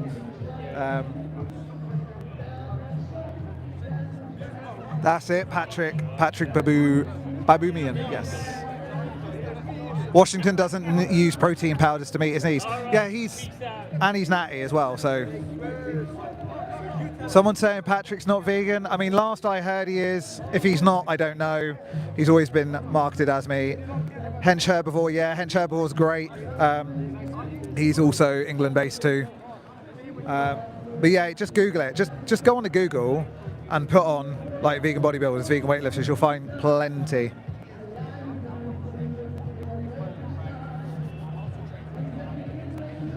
Yeah, the amount of people I know, like I'm in my 30s, and the amount of people I know who are missing teeth, whereas I haven't. I've got all my teeth. So, maybe not like America Hollywood perfect, but you know, they work. Exactly, veganism is not about humans at all. And also, I'd like to add on that, you don't have to care about animals. You don't have to love animals. You don't have to feel gushy every time you see them. I don't love animals. I don't care about most humans in terms of, you know, I'm never going to meet 99.999% of the human population. I don't have any attachment to like most humans, and I don't have attachment to most animals. But what they both have in common is, even if I don't like someone, even if I don't care about someone, or even if I dislike someone, I'm not going to go out of my way to exploit and harm them. You know, I let them get on with their own lives. The same goes with animals. You don't have to love pigs or cows. You don't have to love dogs. Most people I know don't love dogs, but they wouldn't dream of harming them. It's the same concept. Exactly, it's about animals. Like, we can inject our own interpretations on it, but at the end of the day, it's just about the animals that are being killed, exploited.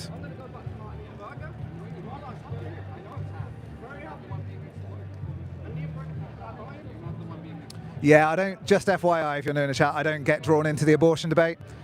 The same way that you don't go to an abortion clinic and start debating, but what about, like, animals? You're coming in, I'm not going to entertain that in here. I wouldn't go to, there's a protest for Iran over there, but I'm not going to go over there and start talking about other countries and their plights.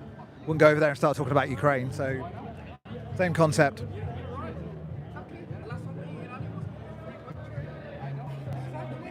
Exactly, vegan anthem. I know some people want to live in like a Handmaid's Tale like kind of thing, but again, not relevant to the discussion about veganism.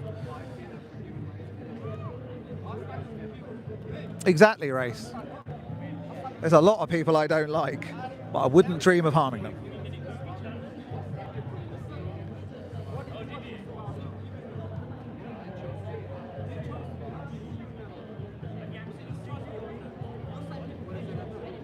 I mean, yeah.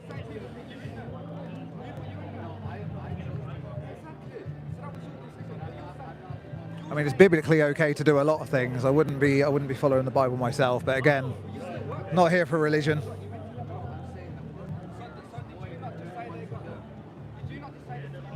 I do brush my teeth, mate.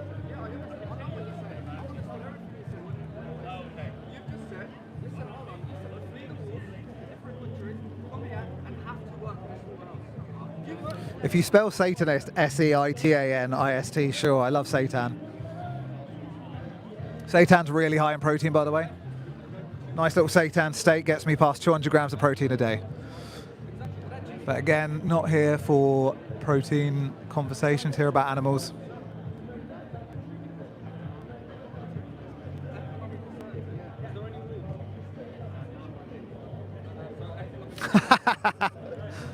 Yeah, veganism will grow your hair back.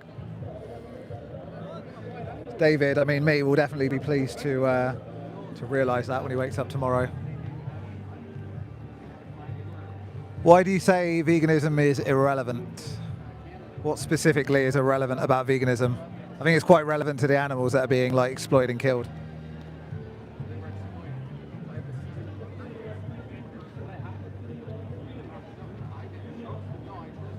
Just FYI, if you're new in the chat, this is not my channel. The channel owner is a little less hairy than I am. He's about somewhere, but I don't know, maybe he's given me his phone. Maybe I'm now taking over his channel. I'm not 40 years old yet, so I might have to change the name a little bit to 30-something vegan, but we'll see. Kale's good as well. Cheers, vegan stoner lady. Veganism is a choice just like everything else in life. I mean, technically speaking, yes. It's the same way it's a choice not to abuse and exploit humans, for example. Jeffrey Epstein, for example, was just making a choice. Jimmy Savile was just making a choice. Rolf Harris was just making a choice. You know, anyone like that, just making a choice, right? Like,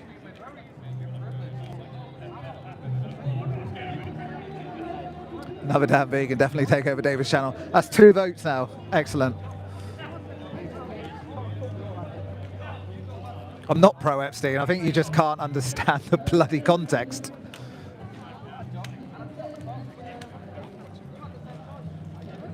If Epstein had said to you, it's just a choice, bro, would you react in a nice way? You wouldn't, no, because he's a bloody wrong-un. Same way that people harm animals are bloody wrong-uns. Like, it's not a hard concept to get. Veganism is beta behavior.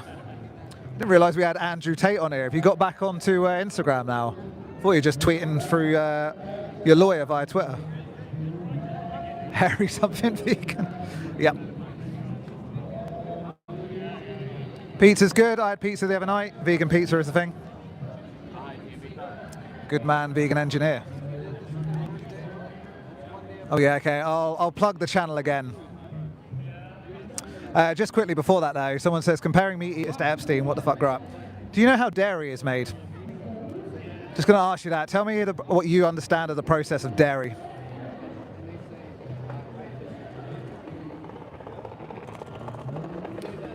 There you go, right, hang on.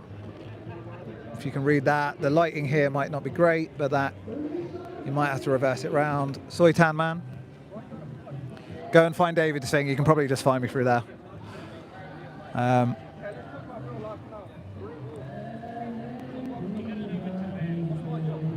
My country name, UK, England.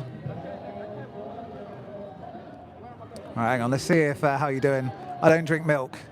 Okay, well, the reason I use that comparison is because in the dairy industry, some people may not know, part of the exploitation process is that dairy cows are artificially inseminated.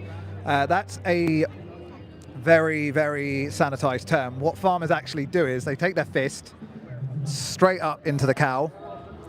You may not be aware, and this is probably a teaching lesson for some people, cows cannot consent to arms up inside them like that. And the industry puts them sometimes into what is known as a something rack. Word that rhymes with grape, because I'm not sure if saying this on stream will get the stream like nuked or something. And with bulls, they to them with their hands. Now, in New Hampshire, I believe, and a few other states, they brought in bestiality laws, and farmers, particularly dairy farmers, were very, very worried that they were going to get prosecuted and put on a certain registry for doing that, and they had to like panic, and they contacted like local law enforcement. They gave them an exemption. The fact that dairy farmers had to have an exemption from being put on a register for doing certain things to animals, yeah, the fact that had to be asked, clearly they know. So yeah, dairy involves sexual violation.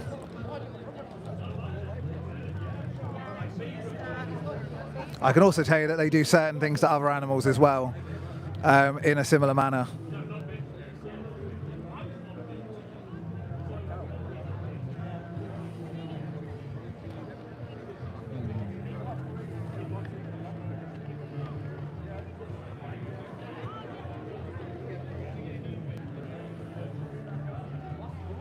What else we got? There actually is a register, I believe, in some countries or in some local districts, nationalities. It's not like a worldwide thing, but there are certain there are directories. But again, animal agriculture is never included. They're given exemptions for stuff like that. It's only usually if it's like dogs and cats and things like that.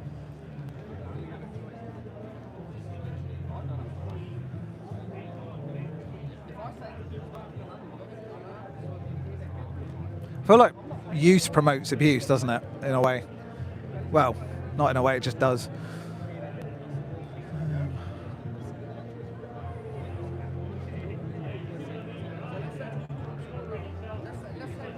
Okay, yeah, but Brens, but also remember, fish fingers are not made from fish's fingers.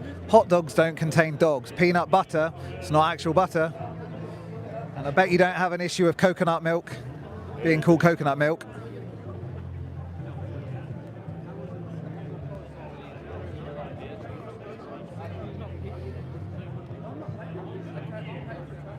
Okay, that's the point. Hamburgers are not made out of ham, are they?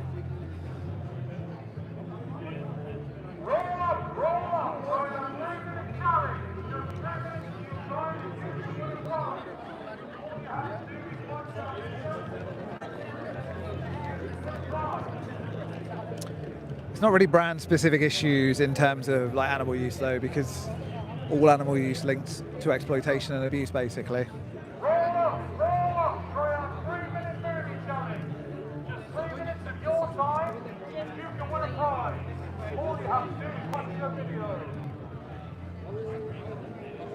I mean, fair enough. If you're campaigning against peanut butter or fish fingers or hot dogs and all of the things that I've mentioned, then fine. At least you're consistent.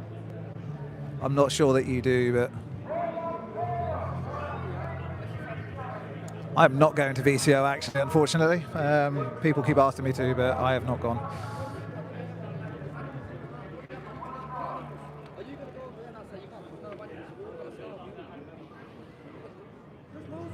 Meat has protein. It's also got cholesterol. Is linked to heart disease, higher rates of certain cancers, type 2 diabetes. Hospitals are filled with people dying years and years prematurely because of their insistence on eating animal products. In fact, red meat and processed meat are known carcinogens that are on par with smoking. Exactly, Race. Gorillas, elephants, rhinos. I mean, they're not out there eating a steak, are they?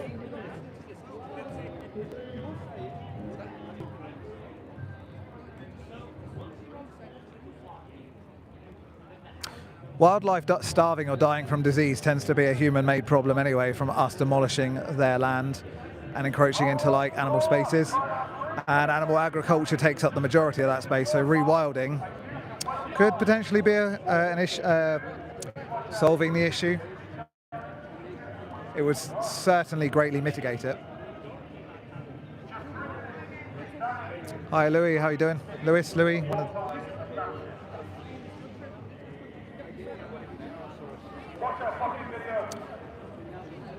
Yeah, the channel holder is currently having a conversation with like 5 people, so I'll be back at some point.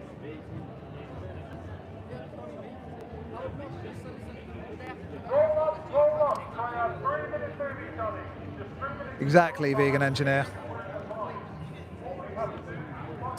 Again, this is focused on animals. Guns, I'll briefly say, we don't have them here, so yeah, England we can't carry them, so not really saying anything about.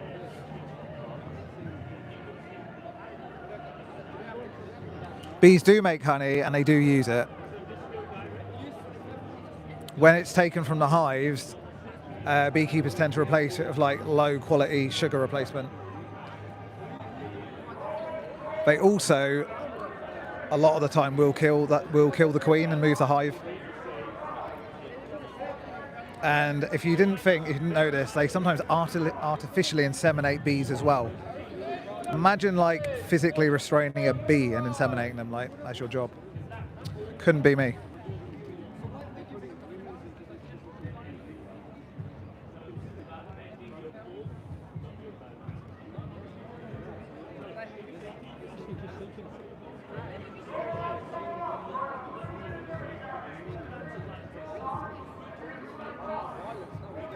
Remember my name. Okay, I do. Cheers, Stefano. 65 next week. I'm not. But hopefully I won't look too much worse when I am 65. I've got friends who have been vegan for many years in their 60s, 70s. We have an activist in our group who's like in his 80s. He's doing pretty well.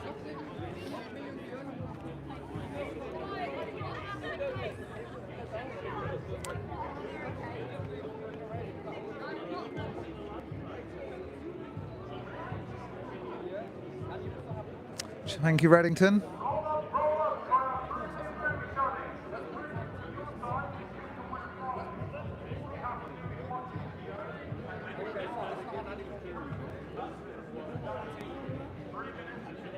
Sorry, I'm trying to read. Oh, you're talking about Doctor. I was trying to work out who's blocked, who was talking about blocked.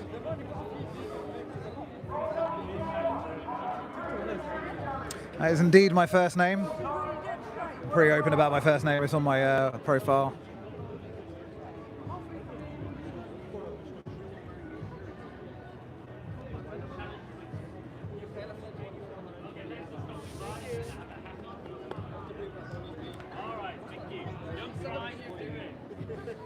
I mean, I don't think there were humans around in the Jurassic area, and doctors?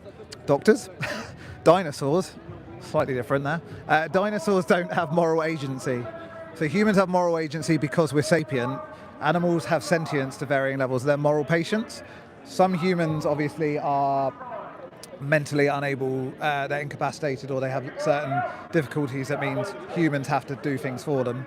And they are also known as moral patients because they are less or not responsible for certain aspects of life.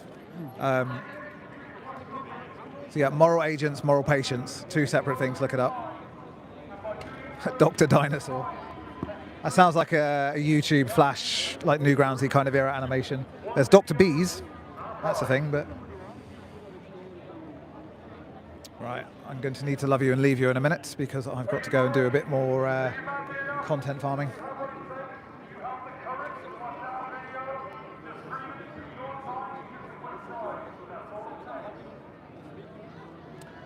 Great with faces, terrible with names.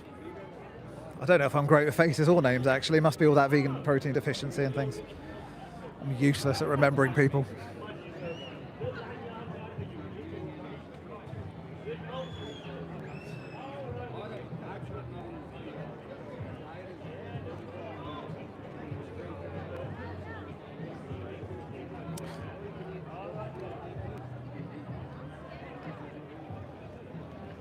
I'm definitely not malnourished.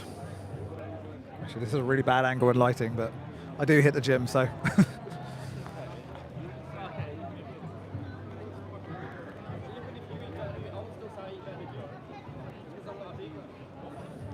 You do apply moral agency in everyday life, I presume. If you didn't apply moral agency, I'd be very surprised that you have access to a phone, because you'd probably be in prison. Moral agency means that you are in control of your actions and that you use it. So I'm presuming you abide by laws or basic codes of morality that might not be strictly legally enforced, but are culturally enforced or expected. Timu Moist Critical. I'll be honest, I love that. Isn't Moist Critical the one that doesn't wash, or am I thinking of another one?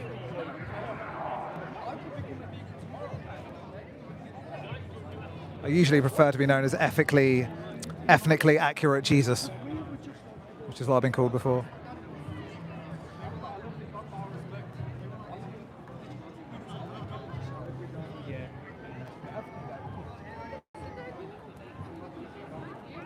Yeah, level 5 vegans don't cast shadows, don't eat anything with shadow, and they levitate, they don't walk anywhere. Vegans probably are hypocrites in some extent, but not when it comes to animals. Who eats bean curd?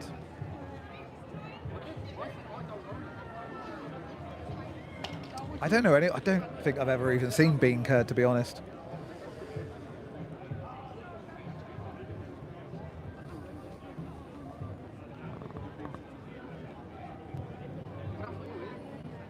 So we're at 4 o'clock. Amazing. You abide by laws. Why must I go beyond? I would just say legality doesn't equal morality. So slavery used to be legal. Someone 200 years ago could say, well, it's legal, so I should, or I can. 100 years ago, women had a lot less protections in Western country, and I'll give you another hilariously disgusting example. So laws against marital, something that rhymes with grape, they don't exist in countries like China, India. I think Iran is one of the other ones. So for roughly 3 billion people on the planet, it is not illegal to do that to your spouse. That's nearly half the world's population. It's legal. Is it moral? Would you say it's moral because half the world are allowed to do that to their partners? Or would you say, this is bad, it might be legal, but it's not moral, we should make it illegal?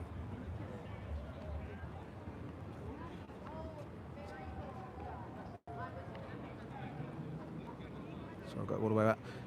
Hitler was not a vegan, but my response to that would be that Jeffrey Epstein wasn't a vegan either. He was a meat eater. So do you throw in with him?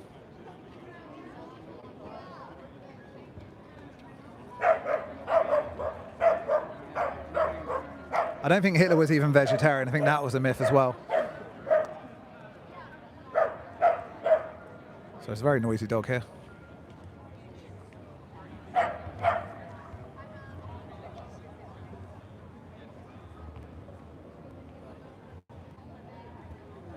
I don't know if that was directed to me. I'm not really anti-religion as such. I'm not religious, not big on it.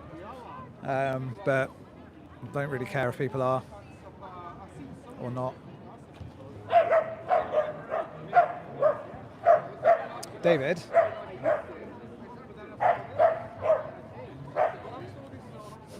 He absolutely was not a vegetarian. And even if he was, vegetarian and vegan are two way different things.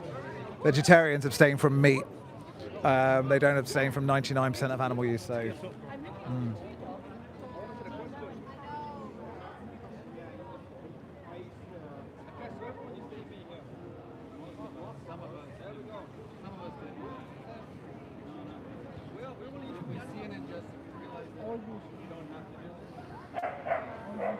Hazy Train, I encourage you, thank you, but I encourage you to try.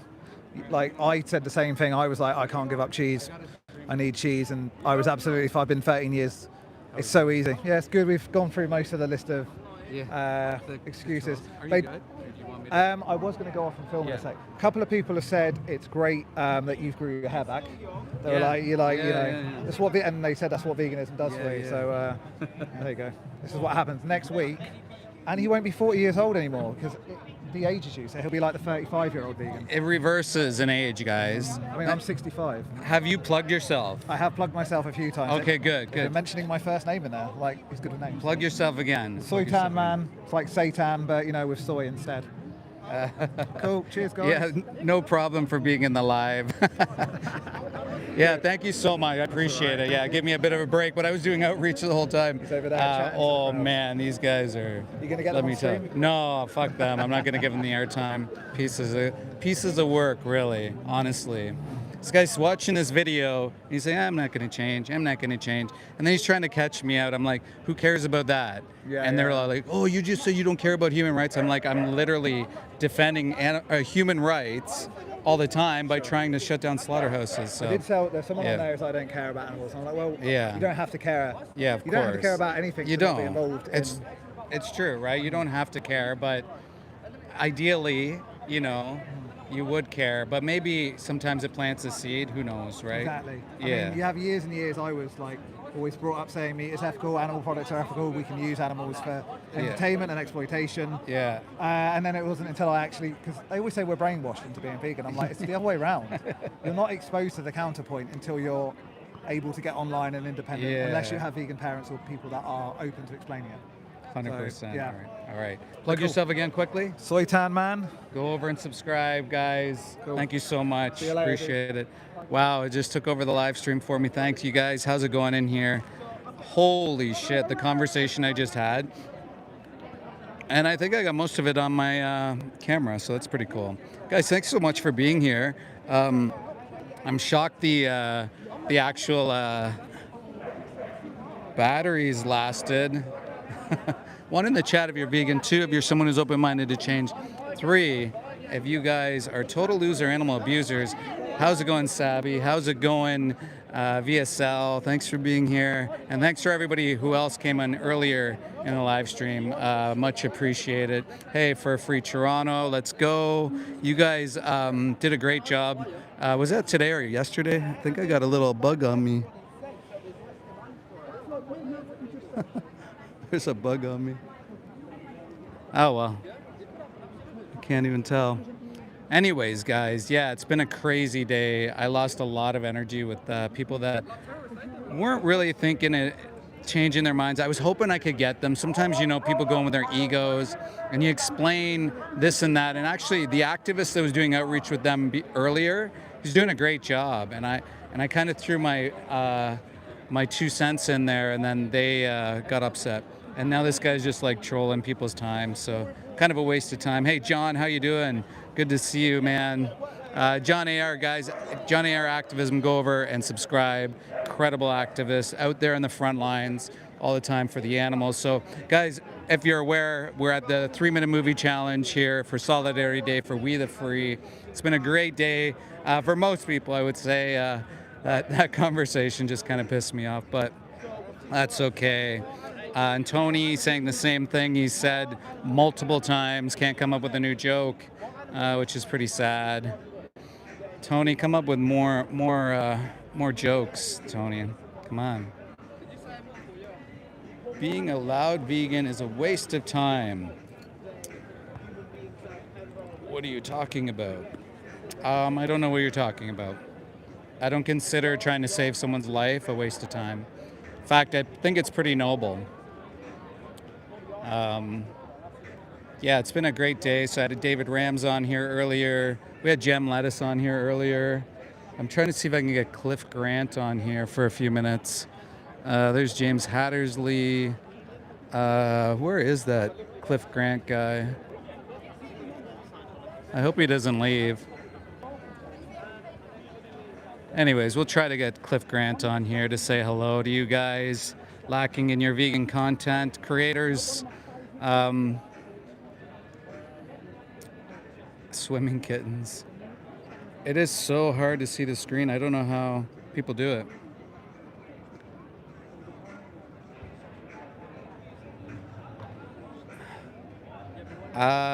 We can do walnuts. There's also algae supplements you can get.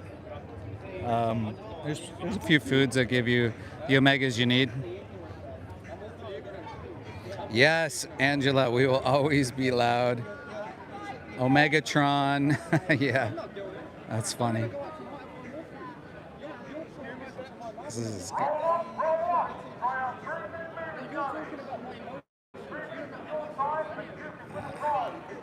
I'm gonna try to move this a bit closer and see if we can get possibly, guys, possibly a conversation. We'll see. I think Jem gave me a bit of a cheat code earlier. She's like, move closer to the back of the stream, and then maybe you can get a conversation happening. So, oh, there's Cliff. And he's not talking to anybody. I'm gonna see if I can get him in here. Sorry, I'm just behind you, just so you know. Yeah.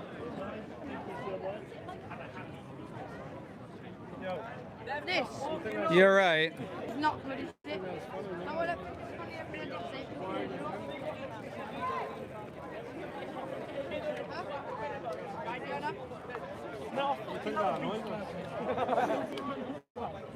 Fucking Big Mac. I never said it was good, boss. Bro, can you stop putting that by me, please? What's that one? I'm not. I'm saying it's not good. Why are you recording me?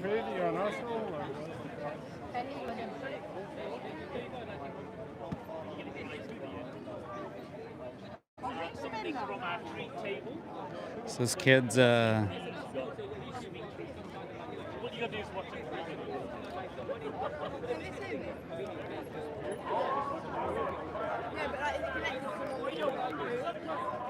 Weird guys, man. They tried to download the bed. Boy, come shut down the library. Oh, you'll come back someday. well, you're always gonna get trolled, or not always. Sometimes you get trolled. So we have some kids throwing animal body parts on the ground in front of us, getting all yelly and tough.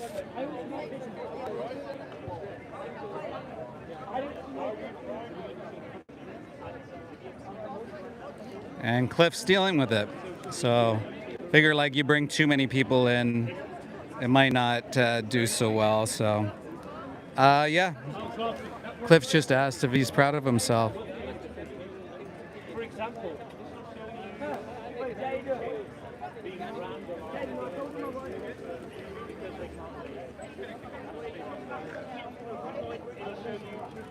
wait, Louis, come library.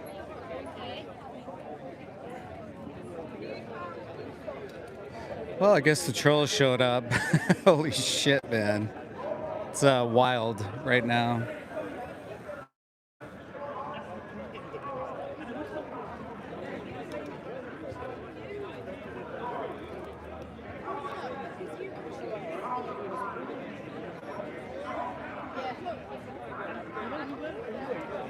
So, guys, we had a bunch of little trolls around here. And now he's mocking the poor animals that get put in the gas chambers, throwing a bacon strip down on the ground. Hello. Hello. Want to have a conversation? That's okay. We can talk about it. Yeah, crazy, guys. Crazy what people will do. The cognitive distance in this world to act like they're so big, abusing and torturing little animals. Yeah, I think so, actually. Here. Yeah. So guys, what do you guys think about that? Is we just had a young man throw a bacon strip on the ground in front of us. How disgusting. Trying to troll actually a very compassionate man, Cliff Grant, incredible activist for the animals. And yeah, I wanted to bring him in for a second here, but I think his emotions are probably like, what the hell? So I'll wait for a little bit. But guys, 1 in the chat if you're vegan, 2 if you're open-minded to change, and 3 total loser animal abusers. You guys can check out the 3-minute movie challenge, which is going to be playing very shortly. As you can see, we have David Rams having a conversation in the background. And yes, let's go with the fires. Let's go. Hitting the green hearts as well. Hi. getting made fun of here. No, it's not the best thing, actually. If you look at all-cause mortality, the more animal products you consume, the higher risk of, of death, cardiovascular disease. It's ridiculous that people think animal products are somehow this thing that's healthy for them. When the more they eat, let me tell you, if you were to eat more broccoli, I don't think you're gonna have higher rates of cardiovascular disease. It's just ridiculous that people think these things. They just want to follow these social norms. They don't want to think for themselves. They don't want to accept responsibility for their actions. Absolutely ridiculous. So the clip's coming up, guys. I'm gonna let you watch it. Take a look and see the truth, the reality of what we pay for. And so this is the 3-minute movie challenge. This is part of Solidarity Day across the globe, 14 different places. We brought activists all together in a bunch of places. I think we have over 100 activists here today. And yeah, I'm just seeing finally the guy taking off. That was crazy, yeah. I wonder if I can get Cliff in while that's happening. Give me a second, guys. It's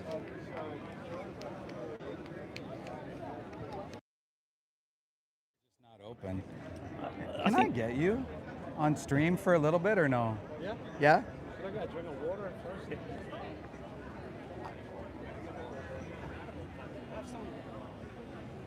Somebody have any water left?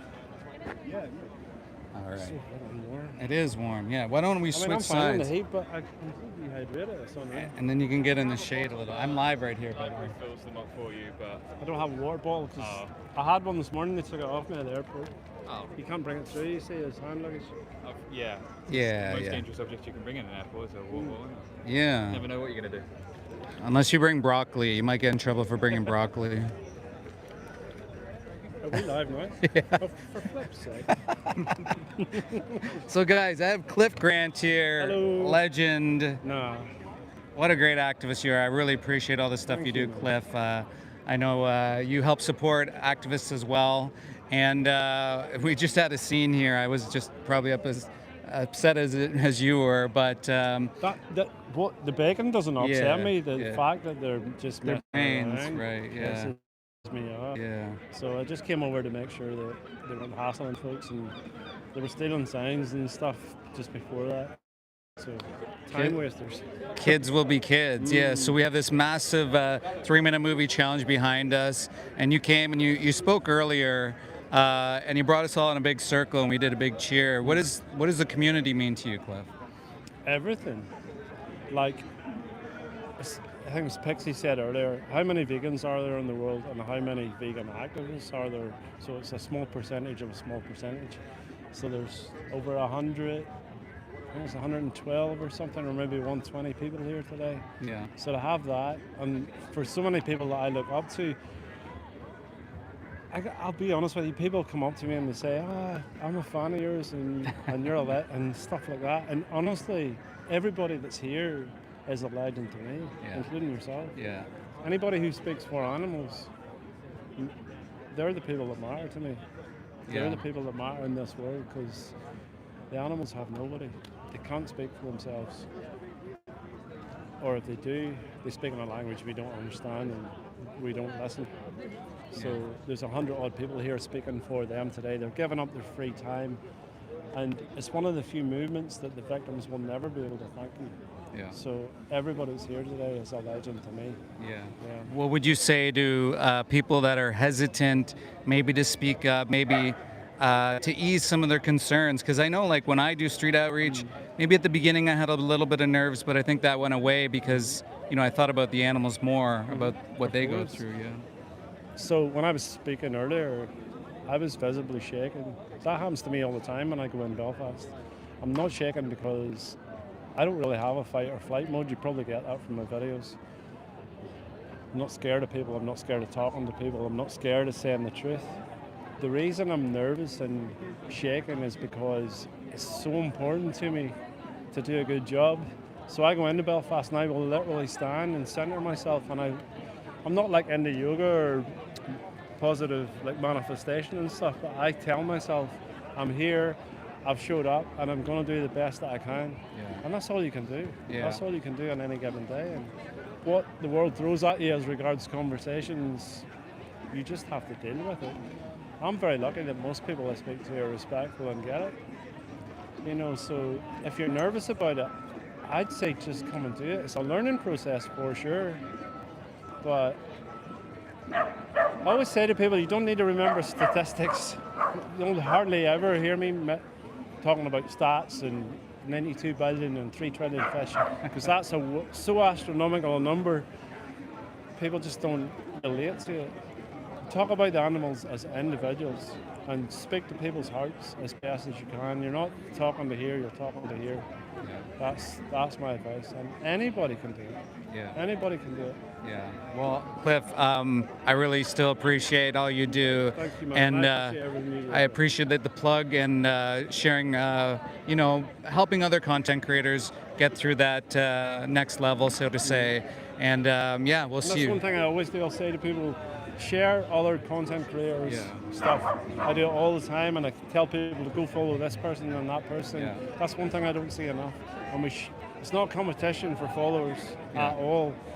And it's not a competition between, oh, David's got so many more thousand followers than me or whatever. That's not what it's about. Everybody's voice needs to be heard in this movement because there's so few of us. So support each other, share each other's content, put it on your stories, whatever. And Great, Cliff. Thank you so much. Really appreciate you. And guys, that's Cliff Grant here, doing the work, doing the good stuff. And so we got. Am I super unhealthy? We got some trolls. We got 41, hovering around 60 and 41 today. Do you know the vegan trolls, man? The people in the comment section, I challenge them all the time to actually show up and have a conversation, but you know what? They never do. They never do. Come on down. We're here. We're waiting for you. We're in Birmingham. We're ready. Stay center right now. Come down. We're here. Willing to have a conversation. Thanks, Cliff. Amazing Cliff Grant, guys. If you don't know who Cliff Grant is, where have you been? Go check him out on his channel.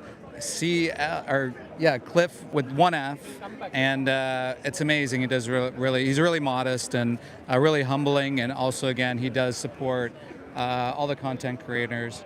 I don't believe you, Ricky.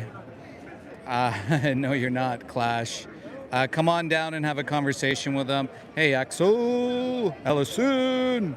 We got Pagan here. We got Sober Vegan Lauren here. Martin, guys, thank you so much for being here. I'm going to try to get a conversation happening just for you guys. I had the 3-minute movie challenge playing on the screen just to show people the truth, the reality. And I was speaking with Cliff. Also spoke with David Rams earlier, Gem Lettuce. And you had Soy Tin Man and Lee both on here for some time on the stream as well. And I'm shocked that my phone hasn't died, to be honest.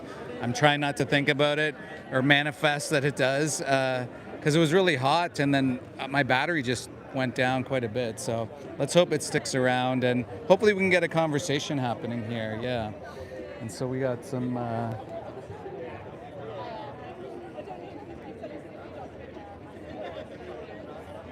Got some people already cutting the line and getting in there, no, they're not cutting the line. I'm just too passive. Honestly, you know what it is like I have conversations all the time, and so like I do value, and I would encourage, if you're an organizer or something like that, or someone who does a lot of content, and you're at an event, to try to like encourage others to do the conversations, because obviously the more of us that have these conversations, the more we'll get confident in them and hopefully change hearts and minds.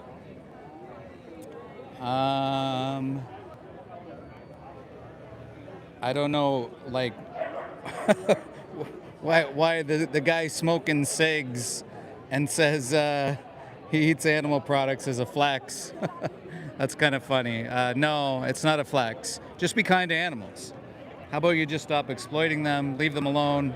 That's it, pretty much it. It's not rocket science. Hello. You curious? Did you see it? Your son, yeah? What do you think? Did you see it? You didn't see it. Oh, you got to see it. We all need to know the truth, you know?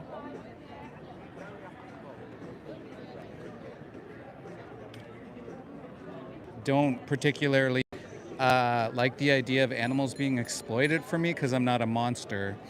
I don't like the idea of them being put into gas chambers or them being confined and exploited, having their genitals ripped out, their teeth cut out, and their tails cut off. Yeah, I'm just not a monster, so why would I eat a rotten corpse that had slices taken out so I can get pathogens? You know, these pigs live in their diarrhea. Look up porcine epidemic diarrhea. You're eating little flesh from a tortured animal that had diarrhea on them, and you're eating that, and you're saying that's a flex? Imagine if the guy who said that got down on all fours and started eating dog shit and turned around and said, haha, I'm eating dog shit. Like, you see where I'm going. It's the same flex, right? Yeah. Ugh. Why would people do that to themselves? I want to get Jake in here, Plank Geezer. Where'd he go? I saw his head. I think he's on the other side, though. Let's see if we can get the one true savage. The one true savage. Where the heck is he?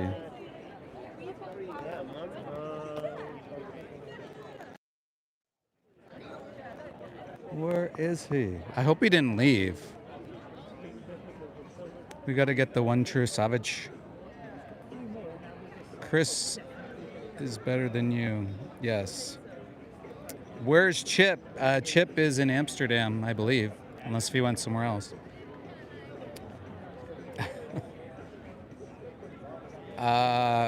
Happy accident. I'm like, if you're gay, you're gay. If you're not gay, it's up to you. I mean, this isn't the place for that, but if you want, you can go check out some apps and maybe get in some, like, I don't know, go on a date or something. I don't know. Like, I'm not here to provide relationship advice for you.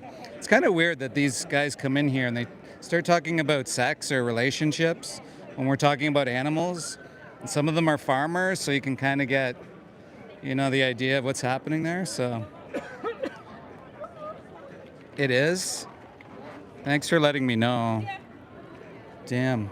So maybe I should swap out to a different mic. Is it still bad? Is it still bad?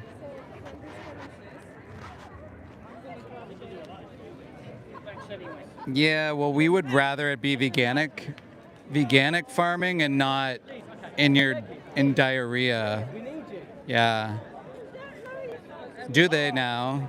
So when's your plant rights activist event happening? Guys, let me know if you can hear me or if it's clipping out a bit.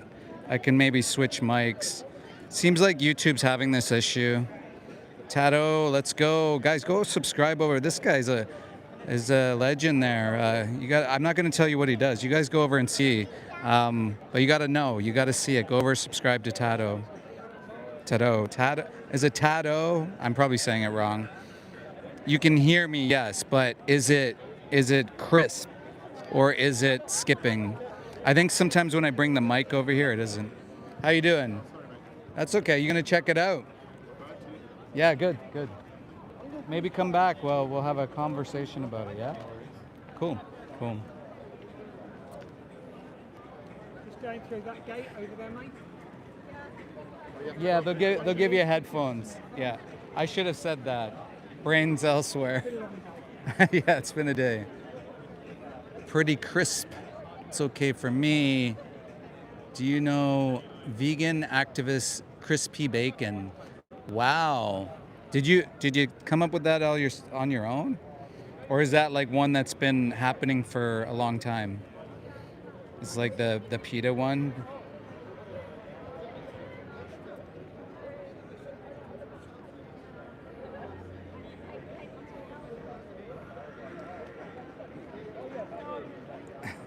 Search phytoestrogen.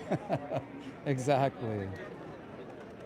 There's Ella. Ella's great activist as well. We got a bunch of fairies walking down. Hey guys, check it out.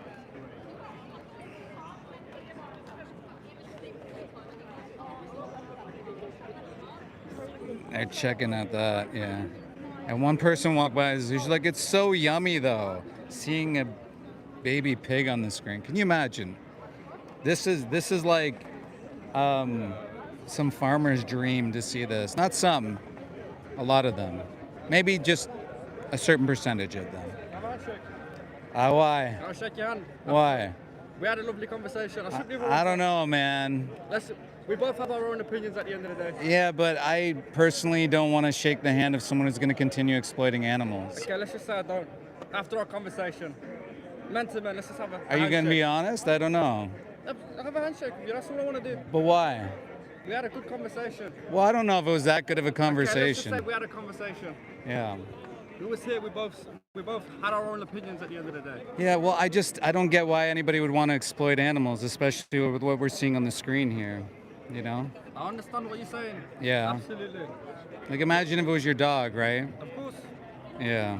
Did you get information? Are you going to look into it? I was just speaking to the guy, and he was talking, and then the other one, he got a bit angry as well. That's Yeah. all. Yeah. I didn't come to debate, I just wanted to shake your hand, and that's all. Yeah. I'm going to pass. You gonna pass? Yeah. No Yeah. problem, man. All right, You know man. where the other guy is that was there? Which one? The one that Where? Which one?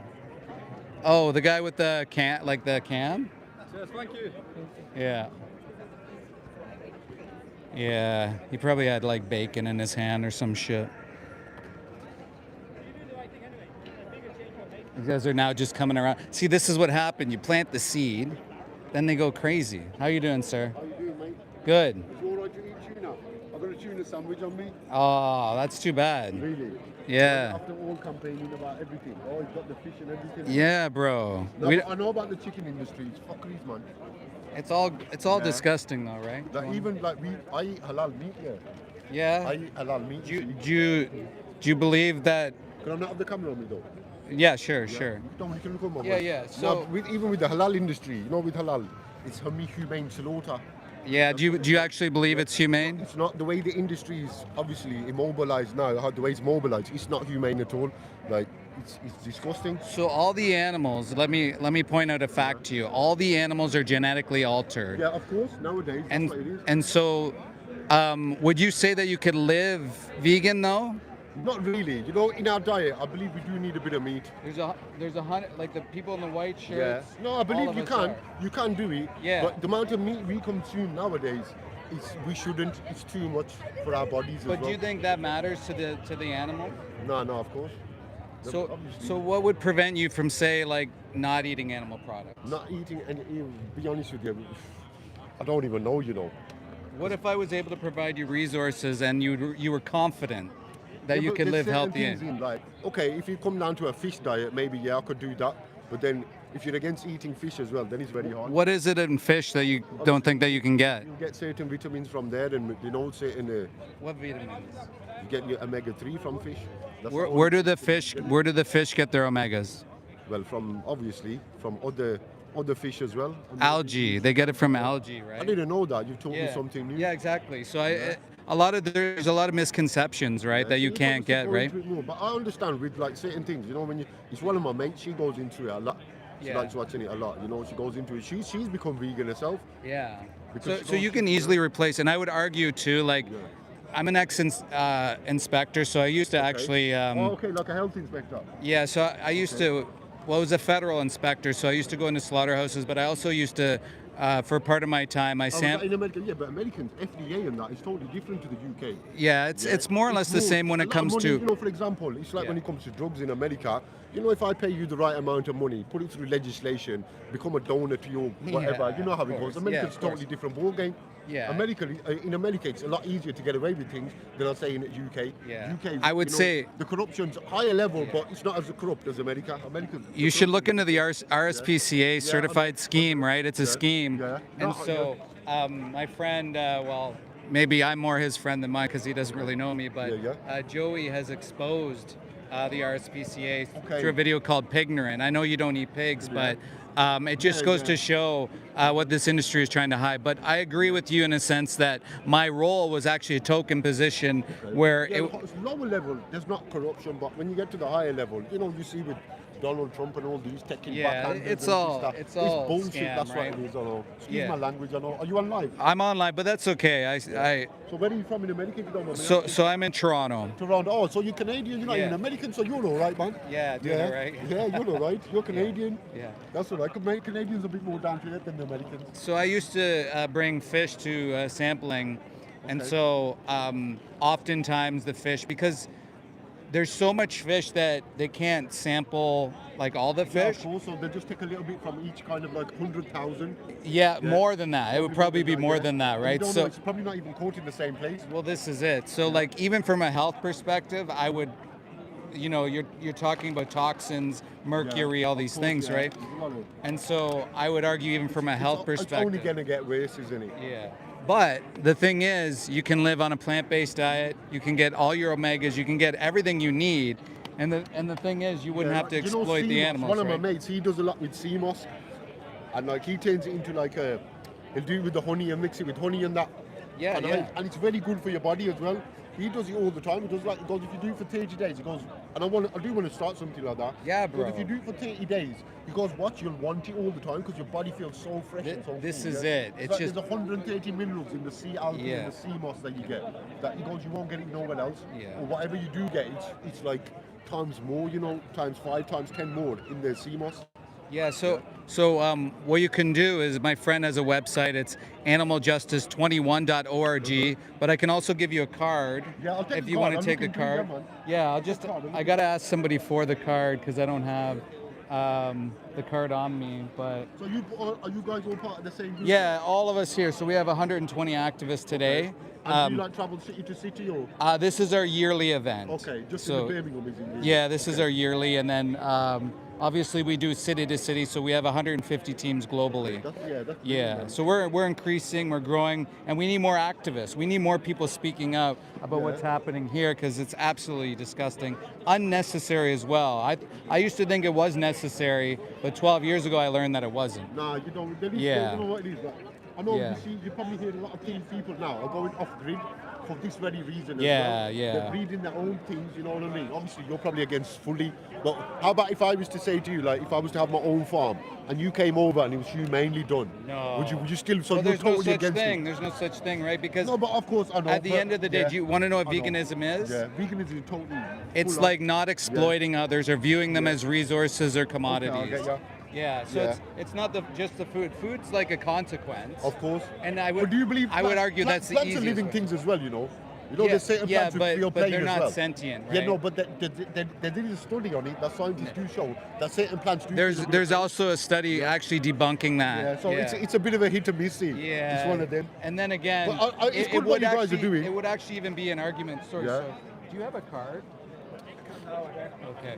I think it comes down to where we're going to find a moral ground because, you know, obviously me, I do believe not eating meat all the time as well. You shouldn't eat too much. It's not good for your body. Yeah. But then you're going to come to a common ground where. But we got to remember our why, right? I understand you're going to be fighting all day. Bro, No, I can understand the why. it. And no, you but can I can do it. understand. You're right there. Yeah, You're but right we need to there, come to a right? moral ground. But you will never. You say no, you can't eat. But I will come to a moral ground. But I'll say, you know what?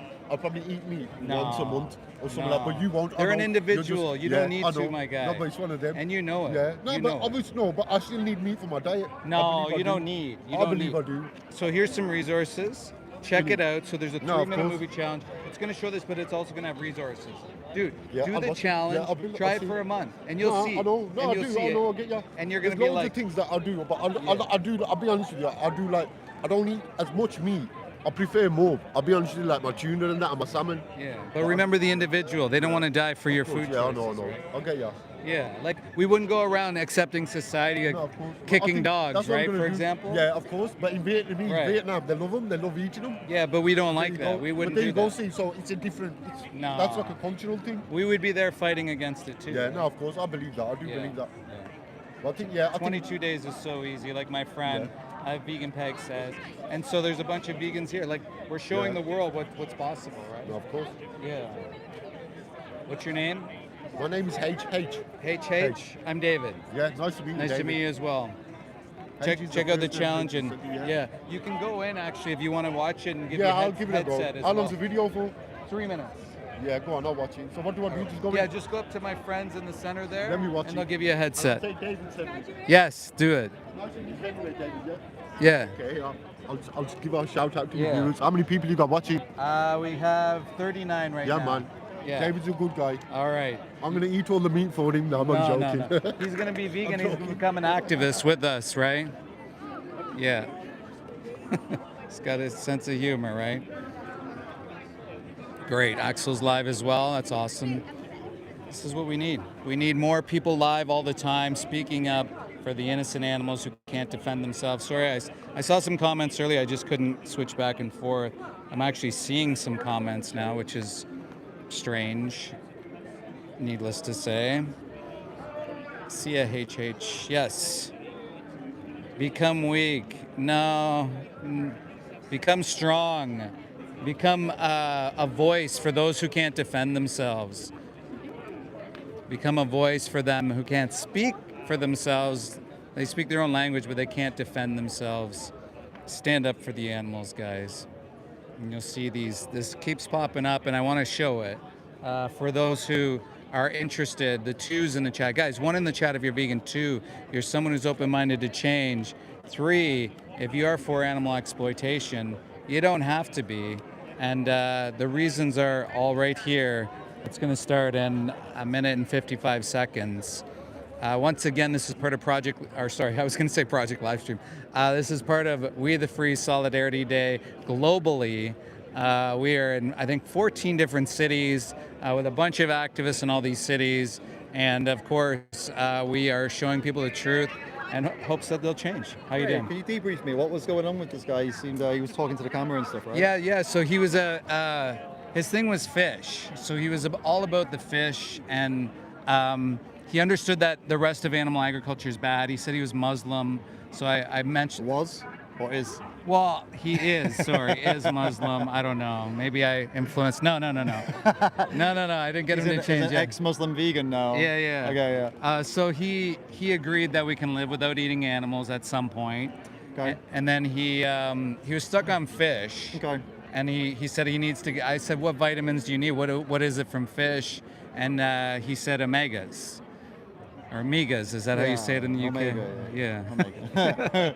So, all right. So it was like, all right, well, you know where they get their omegas from, right? Yep. And It's pointing down. Oh yeah, I guess I forgot to turn it off, but yeah. So okay. So it was the whole algae thing, and then it was like the why, right? I was trying to give him the why, and now he's gonna watch the video. So I don't know if you want to follow up this with guy him. Here. Oh, cool. Okay. Yeah. Maybe if you want to follow up with him. I just want to take this one. Veganism isn't natural, says Ricky G. Yeah, that's accurate. I don't see why that's a problem. Why would that be a problem, Ricky G? We're wearing these T-shirts and these hats with this microphone, using a phone to record ourselves live. None of this is natural, bro. It doesn't matter. If he means, I guess, if I was to steel man him, I guess it would be like, oh, he's saying that like eating a vegan diet isn't natural. But again, Coca-Cola isn't natural, French fries aren't natural, pasta isn't natural. Who cares, man? I don't care if something's natural or not. I care about if it's, first and foremost, I care about the impact it has on animals. And secondly, I care about if it's tasty. And maybe later on, I care about if I get nutrition, but not really. Yeah. I don't think people are going to restaurants and being like, taste above nutrition. Oh my God. But yeah, oftentimes it's just you go to the restaurant, you get what you're going to eat. Yeah. It's not like you're like, maybe some people count their macros if you care about that. But if you do care about that, then why wouldn't you eat a far superior? Well, yeah, that's it. Yeah. You can eat, exactly. If you care about nutrition and macros and stuff like that, you can do it all vegan friendly. then you don't have to put any animal through any violence, right? Yeah. In a slaughterhouse or a farm. So I mean, why would you not just choose that? So Yeah. the natural thing doesn't really matter. What is it? There he is.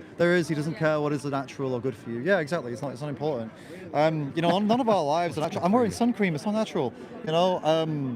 What else is not natural? I mean, the sun. This is pretty crazy. The sun itself currently isn't our natural state because our ozone layer and everything's a bit screwed up. So like even the sun we're exposed to isn't natural because we've altered it through all of our unnatural, gases and all this. How far do you want to go with that argument? So does that mean like you want to stay outside or not stay outside or go outside? Hail Odin, yeah, I agree. No, I mean, yeah, exactly. It's, the natural thing, you can go to some crazy places with it. Like, what even is natural? What does it even mean? Do you know the definition of it actually is like anything occurring, anything that, what is it, 1 second? It's like anything that can occur within like our physics is natural, so like everything is actually natural. So everything is natural. So it means nothing. Yeah, basically. it's just a buzzword, right? Yeah, exactly. And so off on a tangent so one of the things the guy actually was talking about at the end of our conversation is plants, though, and so he mentioned that there was a study that plants feel pain. I kind of said there's an opposite study about debunking plant myths, but I've had that a few times in the chat. There is no here. study that says plants feel pain. It's nonsense. Yeah. There's no reputable study. There are like these opinion articles written on it that express that plants can that they make some ultra what's it called? Sorry, ultrasound noises like frequencies we can't hear with our ears. Right. But to suggest that means they feel pain doesn't make any sense. They have no nerve endings, and they also don't scream, which a lot of people say, because they have no vocal cords. Man. So any sounds that they make, It's like gases, right? it could be gases emitting any chemicals they release. Right. It's not. You can't call it pain. There's no brain to process a pain signal, so it doesn't make any sense. Also, evolutionarily speaking, why the hell would a plant, why would an organism evolve to be stuck in one place, right? Right. And evolve the ability to feel pain. Pain is so that, like, if I go punch you, you go ow, and you can move away. That's the purpose of pain. Yeah. If you can't move away, why the hell would you feel pain? Well, and then why would you grow back? Yeah. Just so you could feel the more pain pain. again. Yeah. Dude, I think this is like too complicated a little bit. I feel like It I might need to be. simplify things a little We bit. might, yeah. You look like pure carnivorous, answer. We do. We do. I don't feel like I look carnivorous. Maybe it's, No. this is all vegan. This is all vegan. That's a good angle. You see that? Makes me look quite big. There you That's go. all right. I'm That's growing. it. I'm growing a It's all little bit. vegan. Yeah. I don't even work out that much either. This is what happens when you go vegan. You just get big Well, because there's muscles. so many great food options. You don't have to eat the same 3 bodies. I'm not Chicken John. All right. My letters cried when torn apart. Yeah. I think maybe if that happened, you should lay off the magic mushrooms, bro. Yeah. Probably smoking a little bit of Yeah, smoking something. the good stuff. All right, Yeah. It looks like the boy's gonna come back over again. All right, yeah, grab him. Let me know how it goes. Yeah. You're gonna talk to him, not me. Oh, me? It's your boy, yeah. All right. We had him earlier, so that's what I was saying. You're gonna have him again, man. Yeah. He's gonna come back for more. All right. Guys, you heard it from David himself that plants grow back. Or was that me? I don't know. One of the Davids said that. Weak vegans are still stronger than meat eaters. I love that. It's true, right? How do you justify exploiting an innocent being, sending them to a place where they execute them? Some call it an abattoir to make it sound maybe a little bit nicer or something like that. But they send them to a slaughterhouse on a truck. They bring them to this disgusting place that fucking reeks, by the way. And then they shoot them in the face. Or they put them in a gas chamber. Or they electrocute their skulls. And a lot of people think, oh, this is the humane way to do it because they've been sold this lie or whatever. But this isn't the case. The only reason they do that is to immobilize the individual so they don't move around, so they're easier to jab in the throat. This is exactly what happens in this industry. What a disgusting industry animal agriculture is. Any industry that exploits other is disgusting. So we got David having a conversation with a bunch of guys here. We'll see if we can get somebody. The wheelchair guy might be coming back, so. All the best, mate. Yeah, cheers. All right, man. All right. Yeah, what did you think of the video? Yeah, it's like I said. You see, it's not humane at all the way there. Yeah, Certain yeah, things, yeah. It's one of them. So let's move away from it. Look, you got a I'm plant-based gonna try it out. oven. Did you want some? No, I'm I've got good. plenty of them. I'm good. I'm good. as Thanks. well. Yeah. Yeah, I'll give it a go. All right, bro. All right, mate, take care, yeah. I believe in you, and maybe one day you advocate. I'll probably go for the 30-day challenge. Why not? Yeah. I'm gonna have that CMOS challenge. Yeah, do it, bro. Do it. Yeah, and maybe get active for the animals. We need them. We need people like you. All right. Thank you. Cheers. What earth are you on? Well, one of them, right? Why are there multiple earths? Am I missing something? Is there something going on I don't know about? This guy, I believe he's been repeating the same thing over and over and over again, that Jesus ate fish and chips. Would Jesus eat fish today? That's the question. Would Jesus put humans into slaughterhouses today? Would he put animals into slaughter? Would Jesus want God's creations to be genetically altered to grow as fast as possible so they're disabled and they can't even hold their own body weight? Would Jesus want that? Would Jesus want pandemics, more pandemics? Would Jesus want others to be exploited for others? I don't think so, right? And guess what? There are vegans that are in every religion, right? And so that kind of just debunks your case. You're just doing this because of some sort of trivial pleasure. So see if these guys want to go check it out. You guys gonna go check it out? 3 minutes. Change your life. Live free or die. Exactly, free the animals. They need to be freed, and they need to be freed by good people. Good people, when they know what happens, they don't support this system anymore. They stop. They see this video, and that's it. They're done. They don't participate. Sorry, there's a lot of people looking. They don't participate in this anymore. That's what good people do. And then really good people stand up and they fight against this injustice, because that's what it is, an absolute injustice. I want to see if I can get Plant Geezer in here. Where the heck is that guy? Knowing him, he's probably on a farm somewhere. Probably just took off and now he's like, well, I'm gonna go to a farm and show the truth. Come check it out. Oh, there he is. There he is.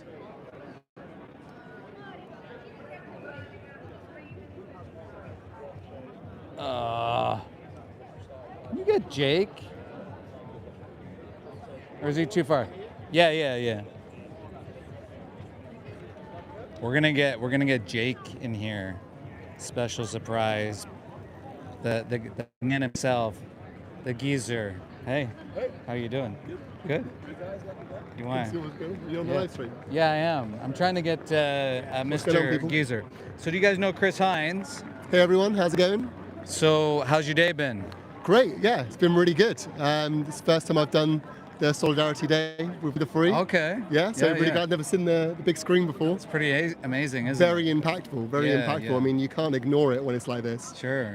It's been really interesting, to seeing people's responses. And, Yeah. And you're taking the pictures and the video. Well, yeah, mainly doing video today, so trying to get people's reactions and stuff. There's been quite a few people covering their faces, and which is the natural response when you see these kind of things. As it obviously. should be, right? Yeah. And so, Chris, you're working on a documentary, or you have a documentary that... Yeah? Indeed, yeah. You want to plug that? I can do, yes. I'm making a documentary about the history of animal rights in music.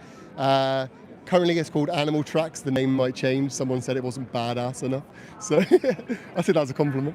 But yeah, basically it's the entire history from now, the 1800s, of how music has progressed the animal rights movement. I don't want to say too much spoilers. Yeah, but, we don't want to give that away. But this has never been documented before. I can say that. This is a first. No one has ever researched this topic before. I've been researching it for over a decade now. Yeah, so long time. So it's like brand new history for people. I think they'll find it really interesting. And I'm excited to watch it myself. I'm excited to show you. And I know you're going to show me, so I might get a first-hand look before everyone else does. Yeah, but for sure. Thanks, Chris. Really appreciate it. No worries. Keep up We'll the great talk work. soon. Yes. Yeah. Great. Cool. See you later, everyone. Yes.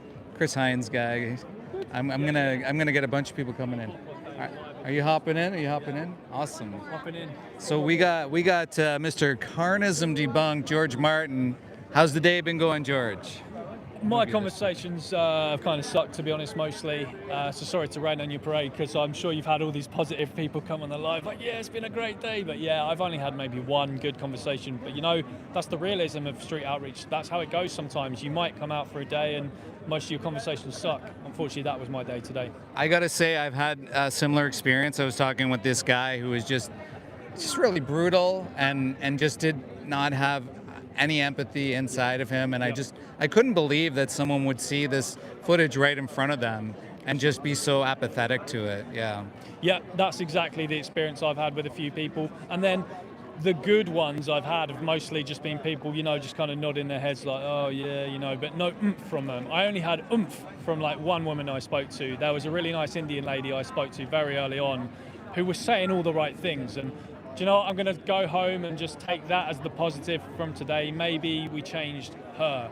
Unfortunately, the other people I spoke to today, no. Yeah, good. I guess the only thing we can hope is, you know, they say like 7 times, or, you know, filling the cup or planting the seeds. Maybe that happens. I've had that experience in the past where I was trolled and people actually changed, so. Yeah, absolutely. Maybe even the worst convo I had today, maybe there's a little something they'll remember from the conversation today and go away with it. So got to look at it that way as well. Yeah. Well, thank you, George. I really appreciate being here. Carnism debunked. Have anything new coming out? Yeah, I've got a few videos in the pipeline. You'll know them when you see them. I won't reveal too much. Okay, all right. Thanks, George. Cheers, guys. Good to Thanks, see you. Dave. Yeah. So that's George Martin, Carnism debunked. He's got quite a few saucy videos out there, so if you haven't seen his channel, go over there and check it out. How'd it go with you, boy? Yeah, he just stopped in for a second. He said, yeah, that's all messed up. He's like, basically that's it. He shook my hand and left, so he didn't really want to talk. All right. Well, yeah, that's cool. How did the conversation with them go? Those kids, it was nice. Yeah, they were a little bit intimidated, I think. They were like mild-mannered. You know, like young people can either be like, oh, I'm a big man, or they can be a little bit more like, oh, this guy's quite tall and has a beard. Like, they were more the second version, so I was trying to be like, chill with them a little bit, but they were nice kids, and you know, I just told them, you know, at the end of the day, you know, there's only so far you can push people if they're nervous and unsure, and so we had a nice chat. Put some stuff out there to them, told them, like, you know, go and talk about it between yourselves, here are the resources, go on, I'll let you go, sort of thing, because I felt like I was like, I felt like they were only staying because they had to, so I was trying to be conscious of that. You know? Yeah, I was asking some people earlier. So, when you first started doing outreach, did you have any fears of doing it? Did you have any nerves? And how did you overcome that if you did? Yeah, I had a lot of nerves and fear of people, you know, attacking me or shouting at me or punching me or some stuff like that.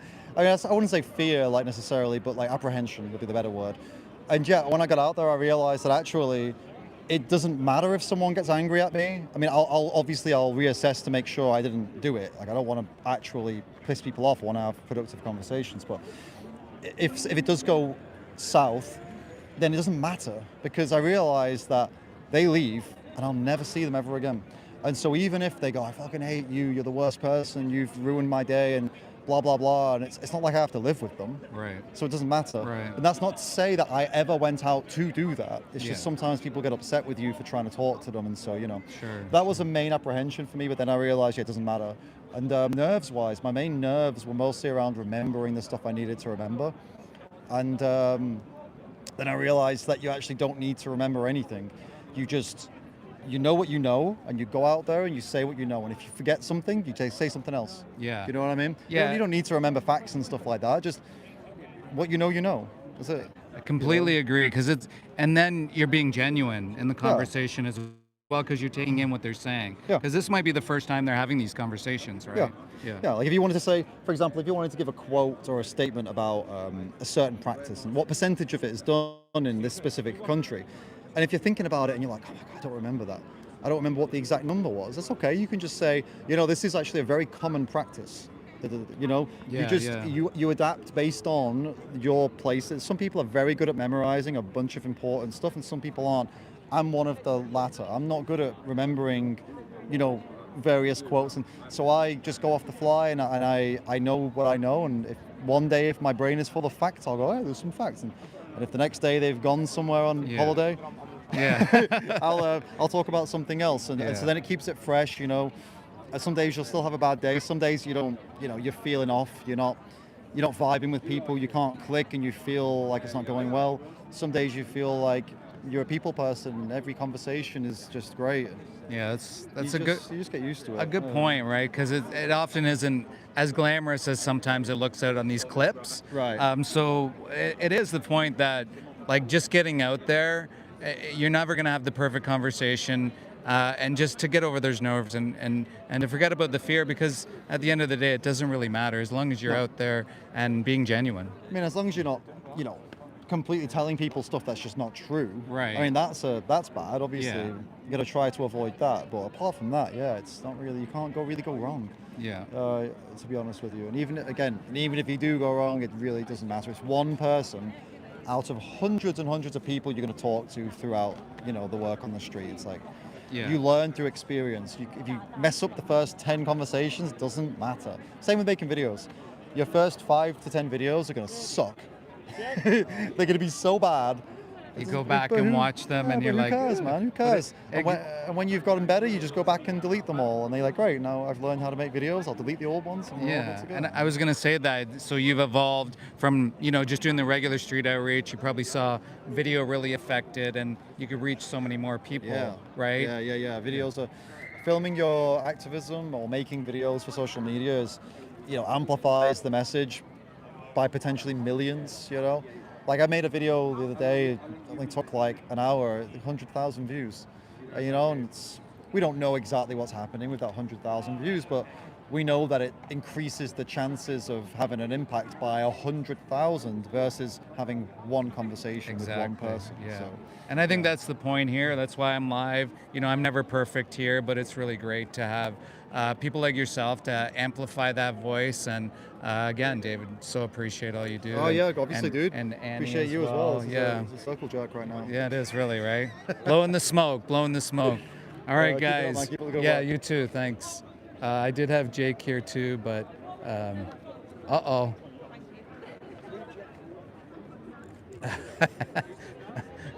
Yeah, so I think David's off to another conversation here. I think Jake went after some guy who was heckling. Yes, let's go, guys. Vegans equals plants. Sure.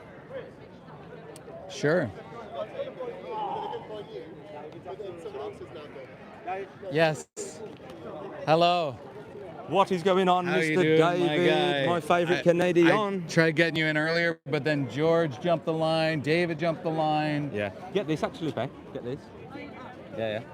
But I wanted to say, or ask actually, who is the one true savage? We've been searching for the one true savage for a very, very long time, and it turns out that the one true savage is Ronnie Lee, spending 8 years in prison for the animal rights movement, and says it as though it's nothing, as though it was just like a night in an Airbnb. It was mental. 100% the one true savage. No one can top it.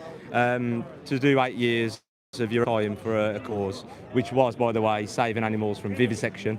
Incredible. Ronnie Lee is the one true savage. Yes, founder of ALF. Like you said, it's like a nothing to him because he sees how big the injustice is, and he just did it. He was like, I don't care. I don't care what the consequences are. Can you imagine if we had thousands of Ronnie Lees around? Oh, wow. Man. Yeah. The world would be changing, wouldn't it? It's one thing becoming vegan, and then it's another thing to become active, and then it's another thing to go and put his life on the line and his freedom on the line to do what he did, And I don't know if he's left actually now.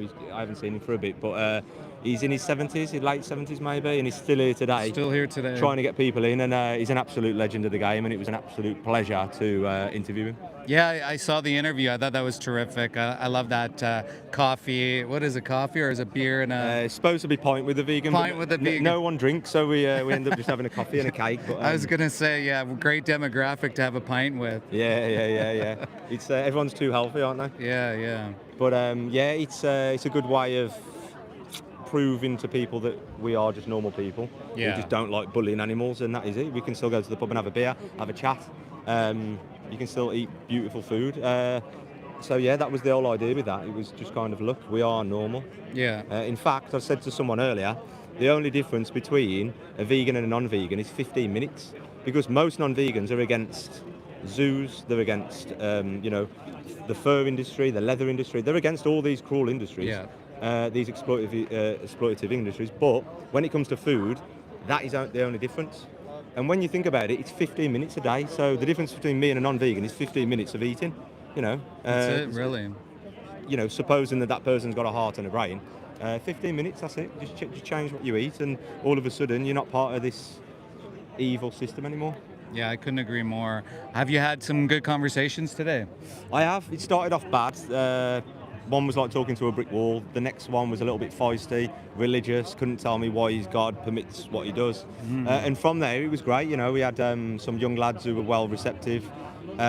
We did have one who had a few beers, and he was a little bit defensive. He told me that I was bullying him and exploiting him in conversation, even though we decided to walk past me. But yeah, overall it's been great. Yeah, it's been good, man. Well, that's good to hear.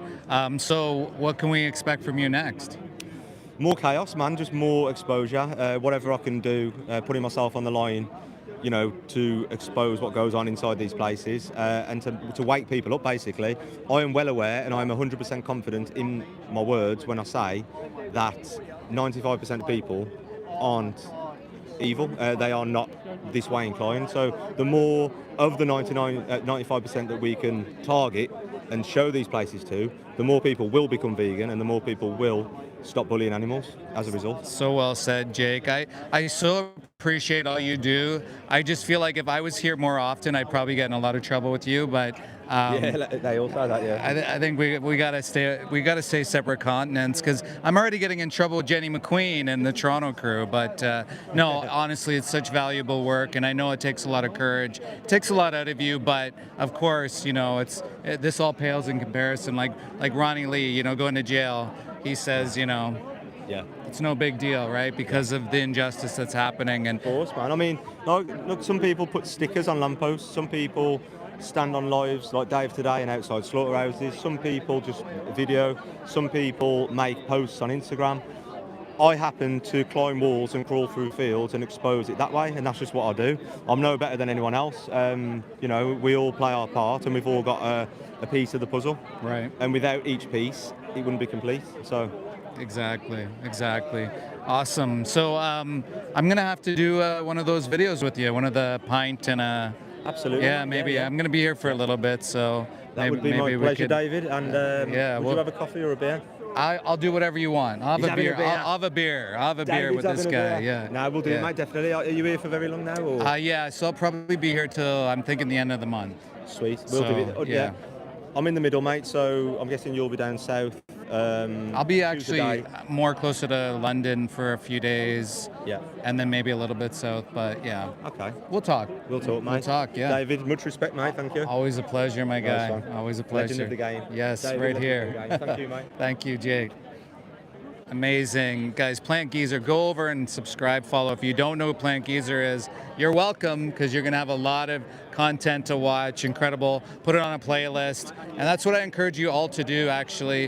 One way you can help advocates doing this work is actually just go on and turn on one of their playlists and just let it run. Even if you're not watching it, just let it run. They're getting content watched, and then you can tune in when you can, put it on the background.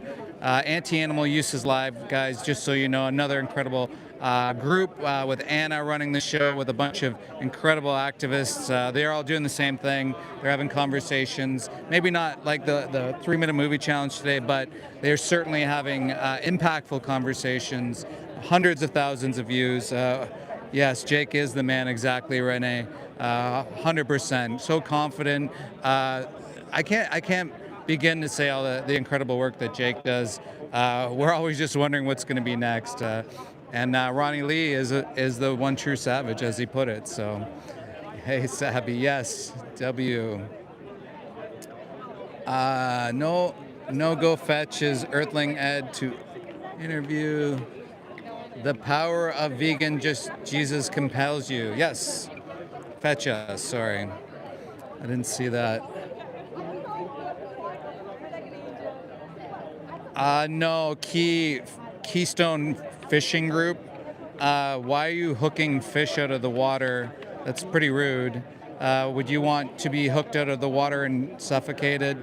Or sorry, hooked into the water and suffocated?